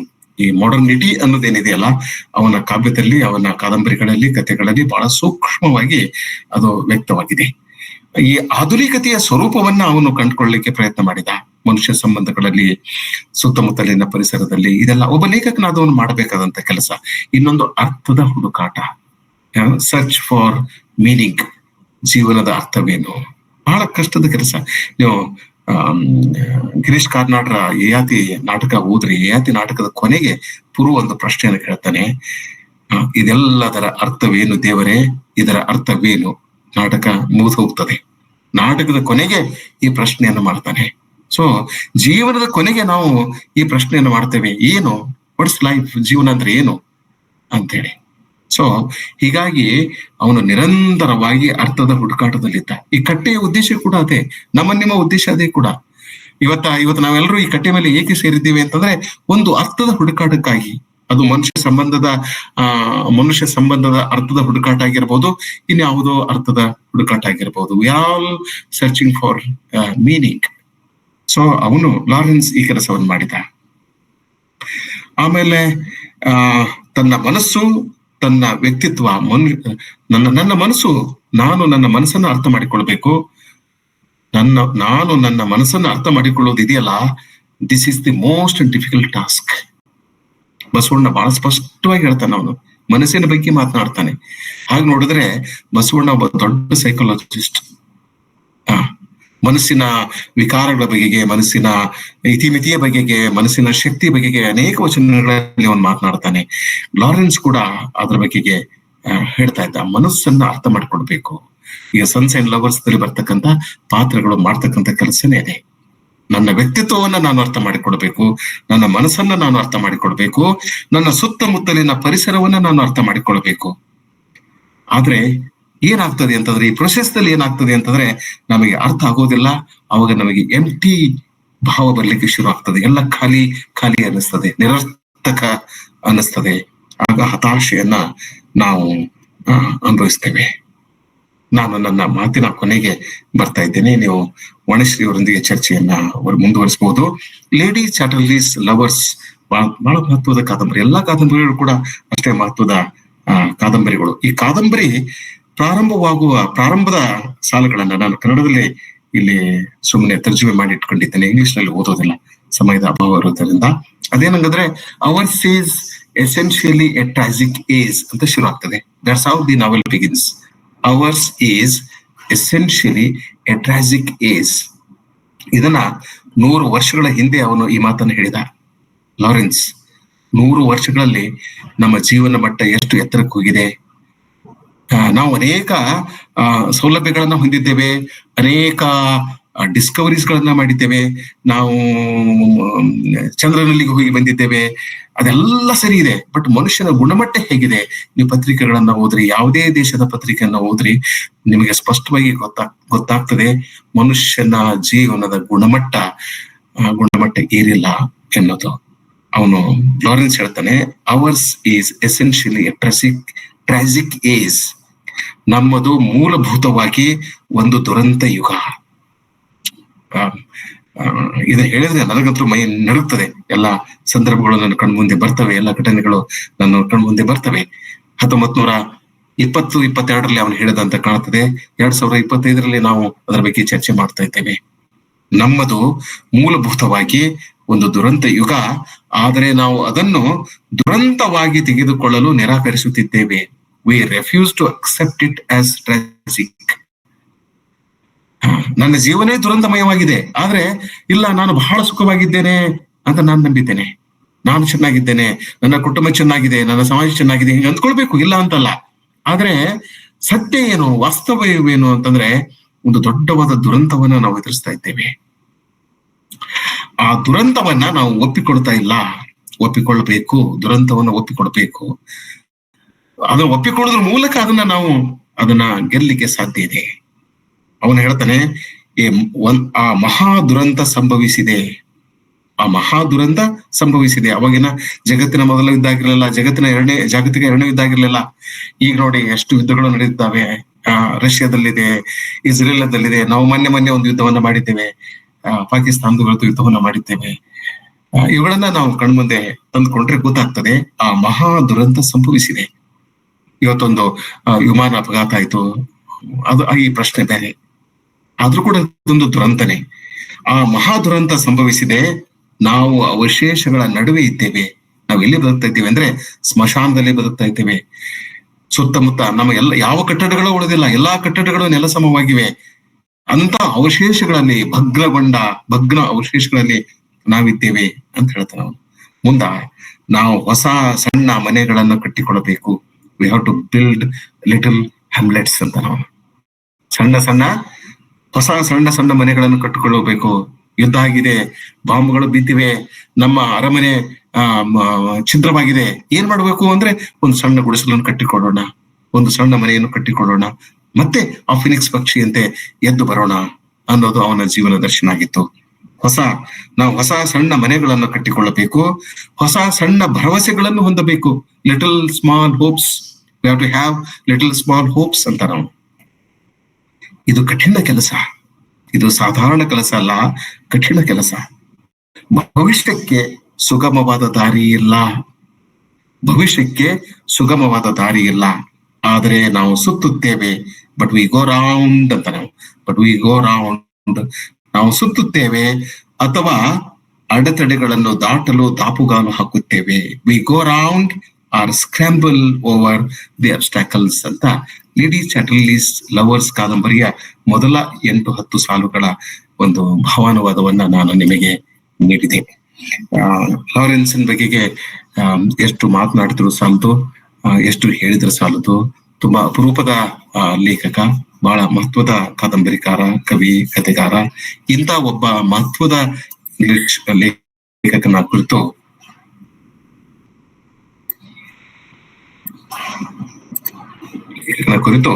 Dharwad ಕಟ್ಟೆ ಒಂದು ಉಪನ್ಯಾಸವನ್ನ ಎಂದು ಏರ್ಪಡಿಸಿತ್ತು. ವಾಣಿಶ್ರೀ ಕುಲಕರ್ಣಿಯವರು ತಮ್ಮ ಉಪನ್ಯಾಸವನ್ನು ಆಗ್ಲೇ ನೀಡಿದ್ದಾರೆ. ಅನೇಕ ಜನ ಸಾಹಿತ್ಯಾಸಕ್ತರು, ಕೇಳಿದರು ನಮ್ಮ ಕಾರ್ಯಕ್ರಮದಲ್ಲಿ ಇದ್ದೀರಿ. ಅಜಯ್ ವರ್ಮಾ ಅಲೂರಿ, ನಾನು JSS ಕಾಲೇಜಿನ ವಿದ್ಯಾರ್ಥಿ. ಅಂದ್ರೆ ವಾಣಿಶ್ರೀ ಅವರು JSS ಕಾಲೇಜಿನಲ್ಲಿ ಕಲಿಸ್ತಾ ಇದ್ದಾರೆ. ಅಜಯ್ ವರ್ಮಾ ಅಲೂರಿ ಹೈದರಾಬಾದ್ದ ಇಫ್ಲೂದಲ್ಲಿ ಸಂಶೋಧನೆ ಮಾಡ್ತಾ ಇದ್ದಾರೆ. ಸ್ನೇಹಿತರು, ಸಣ್ಣವರು, ಆದರೆ ಬಹಳ ದೊಡ್ಡ ಕೆಲಸವನ್ನು ಮಾಡಿದ್ದಾರೆ. ಬಹಳ ಅದ್ಭುತವಾದ ಅನುವಾದಕರು. ಅನೇಕ ಕೃತಿಗಳನ್ನ ಅನುವಾದ ಮಾಡಿದ್ದಾರೆ, ತೆಲುಗಿನಿಂದ ಕನ್ನಡಕ್ಕೆ, ಕನ್ನಡದಿಂದ ತೆಲುಗಿಗೆ. ಶಾರದಾ ಪಾಟೀಲ್ ಅವರು ಹಾರ್ಟ್ ಲ್ಯಾಂಪ್ ಮೇಲೆ ಒಂದು ಉಪನ್ಯಾಸ ಏರ್ಪಡಿಸಿ ಅಂತ ಕೇಳಿದ್ದಾರೆ. ಖಂಡಿತವಾಗಿ ಮಾಡೋಣ. ನಮಗೆ ದೀಪಾ ಅವರು ಸಿಗ್ತಾರೋ ಏನೋ, ಅಥವಾ ಲೇಖಕಿ ಸಿಗ್ತಾರೋ ಏನೋ ಪ್ರಯತ್ನ ಮಾಡ್ತಾ ಇದ್ದೇವೆ. ಯಾರಾದ್ರೂ ಒಬ್ರು ಸಿಕ್ಕಾಗ ನಾವು ಈ ಕೆಲಸವನ್ನ ಮಾಡೋಣ. ಅದರ್ವೈಸ್ ಬೇರೆ ಯಾರಿಂದಲಾದ್ರೂ ಕೂಡ ಒಂದು ಉಪನ್ಯಾಸವನ್ನ ನಾವು ಏರ್ಪಡಿಸಬಹುದು. ಅನೇಕ ಜನರು ತಮ್ಮ ಅಭಿಪ್ರಾಯಗಳನ್ನ ಇಲ್ಲಿ ಹಂಚಿಕೊಂಡಿದ್ದಾರೆ. ಈಗ ನೀವು ನೇರವಾಗಿ ವಾಣಿಶ್ರೀ ಅವರಿಗೆ ಸಂವಾದವನ್ನ, ಚರ್ಚೆಯನ್ನ ನಡೆಸಬಹುದು. ಮತ್ತೆ ನಾವು ಶನಿವಾರ ಭೇಟಿ ಆಗೋಣ, ಸಾಹಿತ್ಯದ ಕುರಿತು ಮಾತನಾಡೋಣ, ಚರ್ಚಿಸೋಣ. ಎಷ್ಟು ಮಾತುಗಳು ಈ ಸಂದರ್ಭದಲ್ಲಿ ಸಾಕು. ಎಲ್ಲರಿಗೂ ಶುಭವಾಗಲಿ. ನಮಸ್ಕಾರ. ಧನ್ಯವಾದಗಳು ಸರ್. ಇಲ್ಲಿವರೆಗೆ ವಾಣಿಶ್ರೀ ಕುಲಕರ್ಣಿ ಮೇಡಮ್ ಅವರ ಉಪನ್ಯಾಸ ಕುರಿತು, ಡಿ.ಎಚ್. ಲಾರೆನ್ಸ್ ಅವರ ವ್ಯಕ್ತಿತ್ವದ ಕುರಿತು, ಸನ್ಸ್ ಅಂಡ್ ಲವರ್ಸ್ ಕೃತಿಯ ಕುರಿತು ಪೂರಕ ನುಡಿಗಳನ್ನಾಡಿದ ಡೋಣ್ ಸರ್ ಅವರಿಗೆ ಮತ್ತೊಮ್ಮೆ ಧನ್ಯವಾದಗಳು. ಈಗ ವೇದಿಕೆ ಚರ್ಚೆಗೆ ಸಿದ್ಧವಾಗಲಿದೆ. ಚರ್ಚೆಯಲ್ಲಿ ಭಾಗವಹಿಸುವವರು ತಮ್ಮ ಆಡಿಯೋವನ್ನ ಅನ್ಮ್ಯೂಟ್ ಮಾಡಿಕೊಂಡು ಮಾತಾಡಬೇಕು. ಚರ್ಚೆಯಲ್ಲಿ ಭಾಗವಹಿಸಬೇಕಾಗಿ ಅವರಲ್ಲಿ ಕೋರಿಕೆ.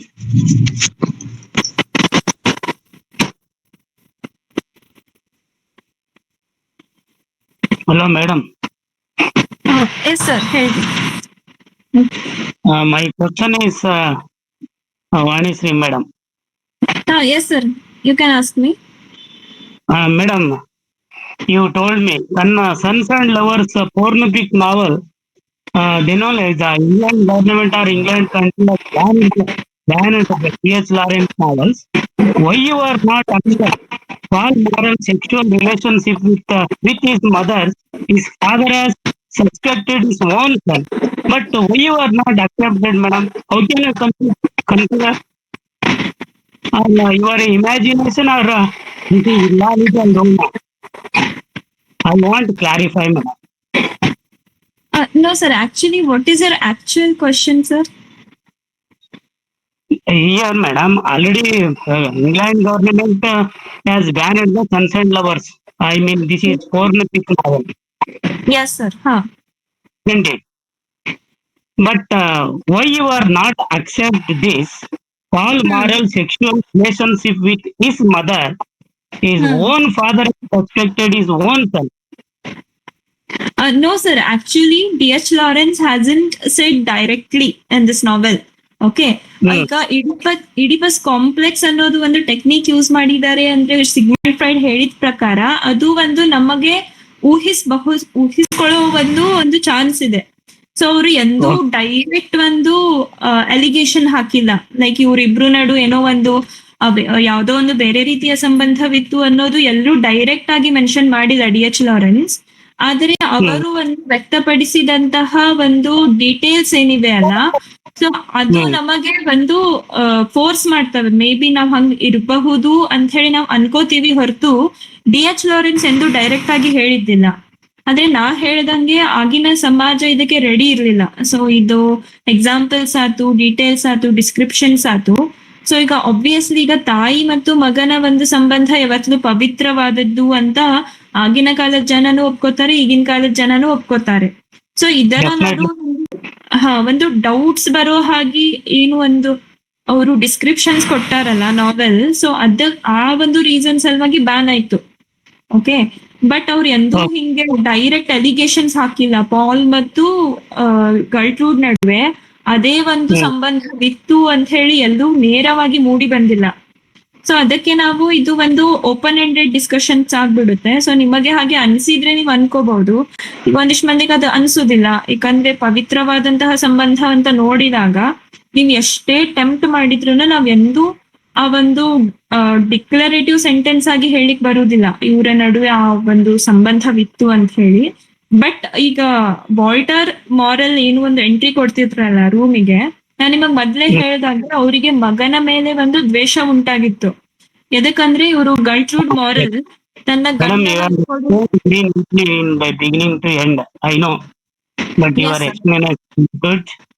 I never rejected that. I have not refused that. But but already clear my doubt, madam. In sexual relations with his own mother, his father has respected his own son. So this is real or simply imagination? I have confused. I am Walter Morel actually thought that, okay, he got angry and he scolded son. So ಅಲ್ಲಿ ಎಂದೂ ಈಗ direct allegation ಹಾಕಿ ಬೈದಿಲ್ಲ, ಏನು ಮಾಡಿಲ್ಲ. So ಇದು ಒಂದೇ ನಮಗೆ ಒಂದು tempt ಒಂಥರ ಒಂದು ಅದಕ್ಕೆ ಹಾದಿ ಮಾಡಿ ಕೊಡ್ತಾವೆ ಅಂತ ಹೇಳಿ ಒಂದು ಈಗ ಲಿಟ್ರೇಚರ್ ಅಂತಂದ್ರೆ ಬಹಳಷ್ಟು ಪರ್ಸ್ಪೆಕ್ಟಿವ್ಸ್ ಬರ್ತವೆ. ಸೊ ಈಗ ನನಗ್ ಅನ್ಕೊಂಡಿದ್ದ ಒಪಿನಿಯನ್ಸ್ ನಿಮಗ್ ಬರ್ಲಿಕ್ಕಿಲ್ಲ, ನಿಮಗ್ ಬರೋ ಒಪಿನಿಯನ್ಸ್ ಇನ್ನೊಬ್ರಿಗೆ ಬರುವುದಿಲ್ಲ. So literature has many perspectives. So ನಮ್ಮ ಪರ್ಸ್ಪೆಕ್ಟಿವ್ಸ್ ನಲ್ಲಿ ನೋಡಿದಾಗ ನಾವು ಕ್ವಶನ್ಸ್ ಹಾಕ್ಬಹುದು. But D.H. ಲಾರೆನ್ಸ್ ಎಂದೂ ಹಿಂಗೆ ನೇರವಾಗಿ ಅಲಿಗೇಷನ್ಸ್ ಹಾಕಿಲ್ಲ ಅಮ್ಮ ಮತ್ತು ಮಗನ ಸಂಬಂಧದ ಮೇಲೆ. Okay, madam. Thank you. Yes, sir. Thank you. Ravikumar ಅವರೇ, ನೀವು ಎರಡು ಸಂಗತಿಗಳನ್ನ ಅರ್ಥ ಮಾಡ್ಕೊಳ್ಬೇಕು. ಮೊದಲನೇದೇನಂತಂದ್ರೆ ವಣಿಶ್ರೀ ಅವರು ಅದನ್ನ ಬಹಳ ಸ್ಪಷ್ಟವಾಗಿ ವಿಶ್ಲೇಷಣೆಯನ್ನ ನಿಮ್ಗೆ ಕೊಟ್ಟಿದ್ದಾರೆ. ಲಾರೆನ್ಸ್ ನ ಉದ್ದೇಶ ಅದು ಆಗಿರ್ಲಿಲ್ಲ, ಮತ್ತು ಆ ಕಾದಂಬರಿಯನ್ನು ನಾವು ಓದಿದ್ರೆ ಅಲ್ಲಿ ಅವರಿಬ್ಬರ ನಡುವೆ ಒಂದು ಲೈಂಗಿಕ ಆಕರ್ಷಣೆ ಇತ್ತು ಅಂತ ಕಾದಂಬರಿ ನೇರವಾಗಿ ಏನು ಹೇಳುತ್ತಿಲ್ಲ, ನೇರವಾಗಿಯೂ ವಿಮರ್ಶಕರು ಅದನ್ನ ಗುರುತಿಸುವ ಪ್ರಯತ್ನವನ್ನ ಮಾಡಿದ್ರು, ಈಡಿಪಸ್ ಕಾಂಪ್ಲೆಕ್ಸ್ ಅಂತ ಹೇಳಿ. ಅವರಿಗೆ ಈಡಿಪಸ್ ನ ಸಮಸ್ಯೆನೇ ಅರ್ಥ ಆಗಿಲ್ಲ. ಯಾಕಂದ್ರೆ ನೀವು ಅದು ಗ್ರೀಕ್ ನಾಟಕವನ್ನ ಓದಿ ಗ್ರೀಕ್ ಲೆಜೆಂಡ್ ಅನ್ನ ನೀವು ಓದ್ರಿ, ನಿಮಗೆ ಆಗ್ತದೆ. ಈಡಿಪಸ್ಸನಿಗೆ ಅವನು ತನ್ನ ತಾಯಿಯನ್ನ ಪ್ರೀತಿಸಿರ್ಲಿಲ್ಲ, ಅವನು ತಾಯಿ ಬಗೆಗೆ ಯಾವ ಆಕರ್ಷಣೆ ಇರಲಿಲ್ಲ. ಅವರಿಗೆ ತನ್ನ ತಾಯಿ ಯಾರು ಎಂದು ಗೊತ್ತಿರಲಿಲ್ಲ. ಆಕಸ್ಮಿಕವಾಗಿ ಅವನು ಅಲ್ಲಿಗೆ ಬರ್ತಾನೆ. ಒಂದ್ ನಿಮಿಷ ವೇಟ್ ಮಾಡಿ. ಆಕಸ್ಮಿಕವಾಗಿ ಅಲ್ಲಿಗೆ ಅವನು ಬರ್ತಾನೆ. ವಿಧಿ ಆಟ, ತಂದೆಯನ್ನ ಕೊಲೆ ಮಾಡ್ತಾನೆ, ತಾಯಿಯನ್ನ ಮದುವೆ ಆಗ್ತಾನೆ. ನಾಟಕದ ಕೊನೆಗೆ ಅವನಿಗೆ ತಾನು ಮದುವೆ ಆದದ್ದು ತಾಯಿ ಅಂತ ಗೊತ್ತಾಗ್ತದೆ. ಅವಾಗ ತನ್ನ ಕಣ್ಣುಗಳನ್ನ ಕಿಡಿಸಿಕೊಂಡು ಅರಣ್ಯಕ್ಕೆ ಹೋಗ್ತಾನೆ. ಸೊ ಅಲ್ಲಿ ತಾಯಿ ಮಗನ ನಡುವೆ ಲೈಂಗಿಕ ಆಕರ್ಷಣೆ ಇರೋದಿಲ್ಲ. ಯಾಕಂದ್ರೆ ಆ ತಾಯಿಗೆ ಮಗ ಯಾರದ್ದು ಗೊತ್ತಿಲ್ಲ, ಮಗನಿಗೆ ತಾಯಿ ಯಾರದ್ದು ಗೊತ್ತಿಲ್ಲ. ಹೀಗಾಗಿ ಒಂದು ವಿಚಿತ್ರವಾದ ಸನ್ನಿವೇಶದಲ್ಲಿ ನಡೆದಂತ ಘಟನೆ. ಅದನ್ನ ಈಡಿಪಸ್ ಯಾರು ಫ್ರೈಡ್ ಅದನ್ನ ಯಾಕೆ ಎತ್ಕೊಂಡ ಅಂತ ನನಗೆ ಗೊತ್ತಿಲ್ಲ. ಒಂದು ಎಲೆಕ್ಟ್ರಾ ಕಾಂಪ್ಲೆಕ್ಸ್, ಒಂದು ಈಡಿಪಸ್ ಕಾಂಪ್ಲೆಕ್ಸ್, ಇದು ಒಂದು. ಎರಡನೇದು, ನಾವು ಸಂಬಂಧಗಳ ಸೂಕ್ಷ್ಮತೆಯನ್ನ ಅರ್ಥ ಮಾಡ್ಕೊಳ್ಬೇಕಾಗ್ತದೆ. ಇದು ಕೇವಲ ಬಯೋಲಾಜಿಕಲ್ ಪ್ರಶ್ನೆ ಅಲ್ಲ, ಇದೊಂದು ತಾತ್ವಿಕ ಪ್ರಶ್ನೆ, ಇದೊಂದು ಸಾಂಸ್ಕೃತಿಕ ಪ್ರಶ್ನೆ, ಇದೊಂದು ನಾಗರಿಕತೆಯ ಪ್ರಶ್ನೆ ಕೂಡ ಇದೆ. ಯಾವ ಪ್ರಾಣಿಗಳು ಕೂಡ, ನಾನು ಒಂದ್ಸಲ ವಿಚಾರ ಮಾಡಿದ್ದೆ, ಪ್ರಾಣಿಗಳು ಕೂಡ ಅವು ಕೂಡ ಈ ರೀತಿ ಆದಂತ ಸೆಕ್ಸುವಲ್ ಸಂಬಂಧವನ್ನು ಇಟ್ಕೊಳ್ಳೋದಿಲ್ಲ. ಒಂದು ನಾಯಿ ಇರ್ತದೆ ಅಂತ ಹೇಳ್ಕೊಡಿ, ಹೆಣ್ಣು ನಾಯಿ ಜನ್ಮ ನೀಡಿದಾಗ ಗಂಡು ನಾಯಿ ಆ ಮಗು ಬೆಳೆದ್ಮೇಲೆ ಅದು ತನ್ನ ತಾಯಿ ಜೊತೆ ಸಂಬಂಧವನ್ನ ಮಾಡೋದಿಲ್ಲ. ನಾನಿದನ್ನ ಕೆಲವು ಜನ ಕೇಳಿದ್ದೆ ನಾನು ಅದನ್ನ. ಸೊ ಇನ್ನು ಮನುಷ್ಯ ನಾಗರಿಕತೆಯನ್ನ ಹೊಂದಿದವನು. ಕೆಲವೊಂದು ಅಪವಾದಗಳು ಇದ್ದೇ ಇರ್ತವೆ, ಅದ್ರ ಬಗ್ಗೆ ನಾವು ತಲೆ ಕೆಡಿಸ್ಕೊಳ್ಬಾರ್ದು. ಅದ್ರ ಒಂದು ಪಾಲಿಸಿ ಅಲ್ಲ, ಇದೊಂದು ಯೂನಿವರ್ಸಲ್ ಆದಂತ ಸತ್ಯ ಅಲ್ಲ. ಹೀಗಾಗಿ ಎಲ್ಲಾ ಸಂಸ್ಕೃತಿಯಲ್ಲೂ ಕೂಡ ತಾಯಿ ಮಗಳು ಅಥವಾ ತಾಯಿ ಮಗ, ತಂದೆ ಮಗಳು ಬಹಳ ಪವಿತ್ರವಾದಂತ ಸಂಬಂಧಗಳು. ಎಲ್ಲೋ ಒಬ್ಬ ಕೆಟ್ಟ ತಂದೆ ಇರಬಹುದು, ಎಲ್ಲೋ ಒಬ್ಬ ಕೆಟ್ಟ ತಾಯಿ ಇರಬಹುದು, ಅಥವಾ ಒಬ್ಬ ಕೆಟ್ಟ ಮಗಳು ಇರಬಹುದು, ಅಥವಾ ಕೆಟ್ಟ ಮಗ ಇರಬಹುದು. ಆದ್ರೆ ಸಾಮಾನ್ಯವಾಗಿ ಎಲ್ಲ ತಾಯಿಂದಿರು, ಎಲ್ಲ ತಂದೆ ಆಗಿರ್ಬೋದು, ಮಕ್ಕಳು ಎಲ್ಲ ಇರ್ಬೋದು, ಒಳ್ಳೆಯವರಾಗಿರ್ತಾರೆ. ಚರ್ಚೆಯನ್ನ ಮುಂದುವರಿಸಿ. Thank you so much sir. Okay, ಆಗ್ಲಿ.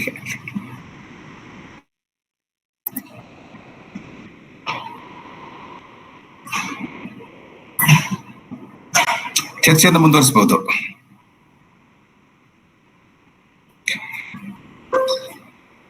ಮೇಡಮ್, ಪ್ರಶ್ನೆಗಳು ಇರದೇ ಇದ್ರೆ ಕಾರ್ಯಕ್ರಮವನ್ನ ನೀವು ಮುಗಿಸಬಹುದು ಅಂತ ಕಾಣ್ತವೆ.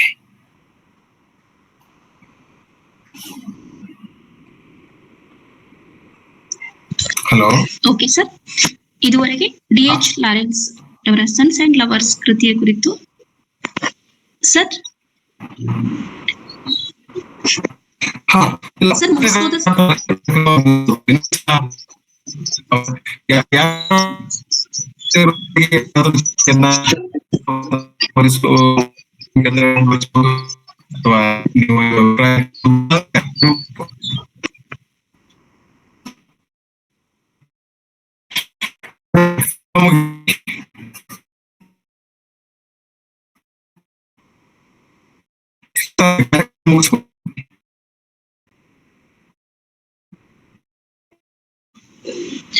ಇದುವರೆಗೂ ಡಿ.ಎಚ್. ಲಾರೆನ್ಸ್ ಅವರ ಸನ್ಸ್ ಅಂಡ್ ಲವರ್ಸ್ ಕೃತಿಯ ಕುರಿತು ವಿಮರ್ಶಾತ್ಮಕವಾಗಿ ಮಾತನಾಡಿದ ವಾಣಿಶ್ರೀ ಕುಲಕರ್ಣಿ ಮೇಡಮ್ ಅವರಿಗೆ ಧಾರವಾಡ ಕಟ್ಟೆಯ ಪರವಾಗಿ ಹೃತ್ಪೂರ್ವಕ ನಮನಗಳನ್ನು ಸಲ್ಲಿಸುತ್ತೇವೆ. ಧನ್ಯವಾದಗಳು ಮೇಡಮ್.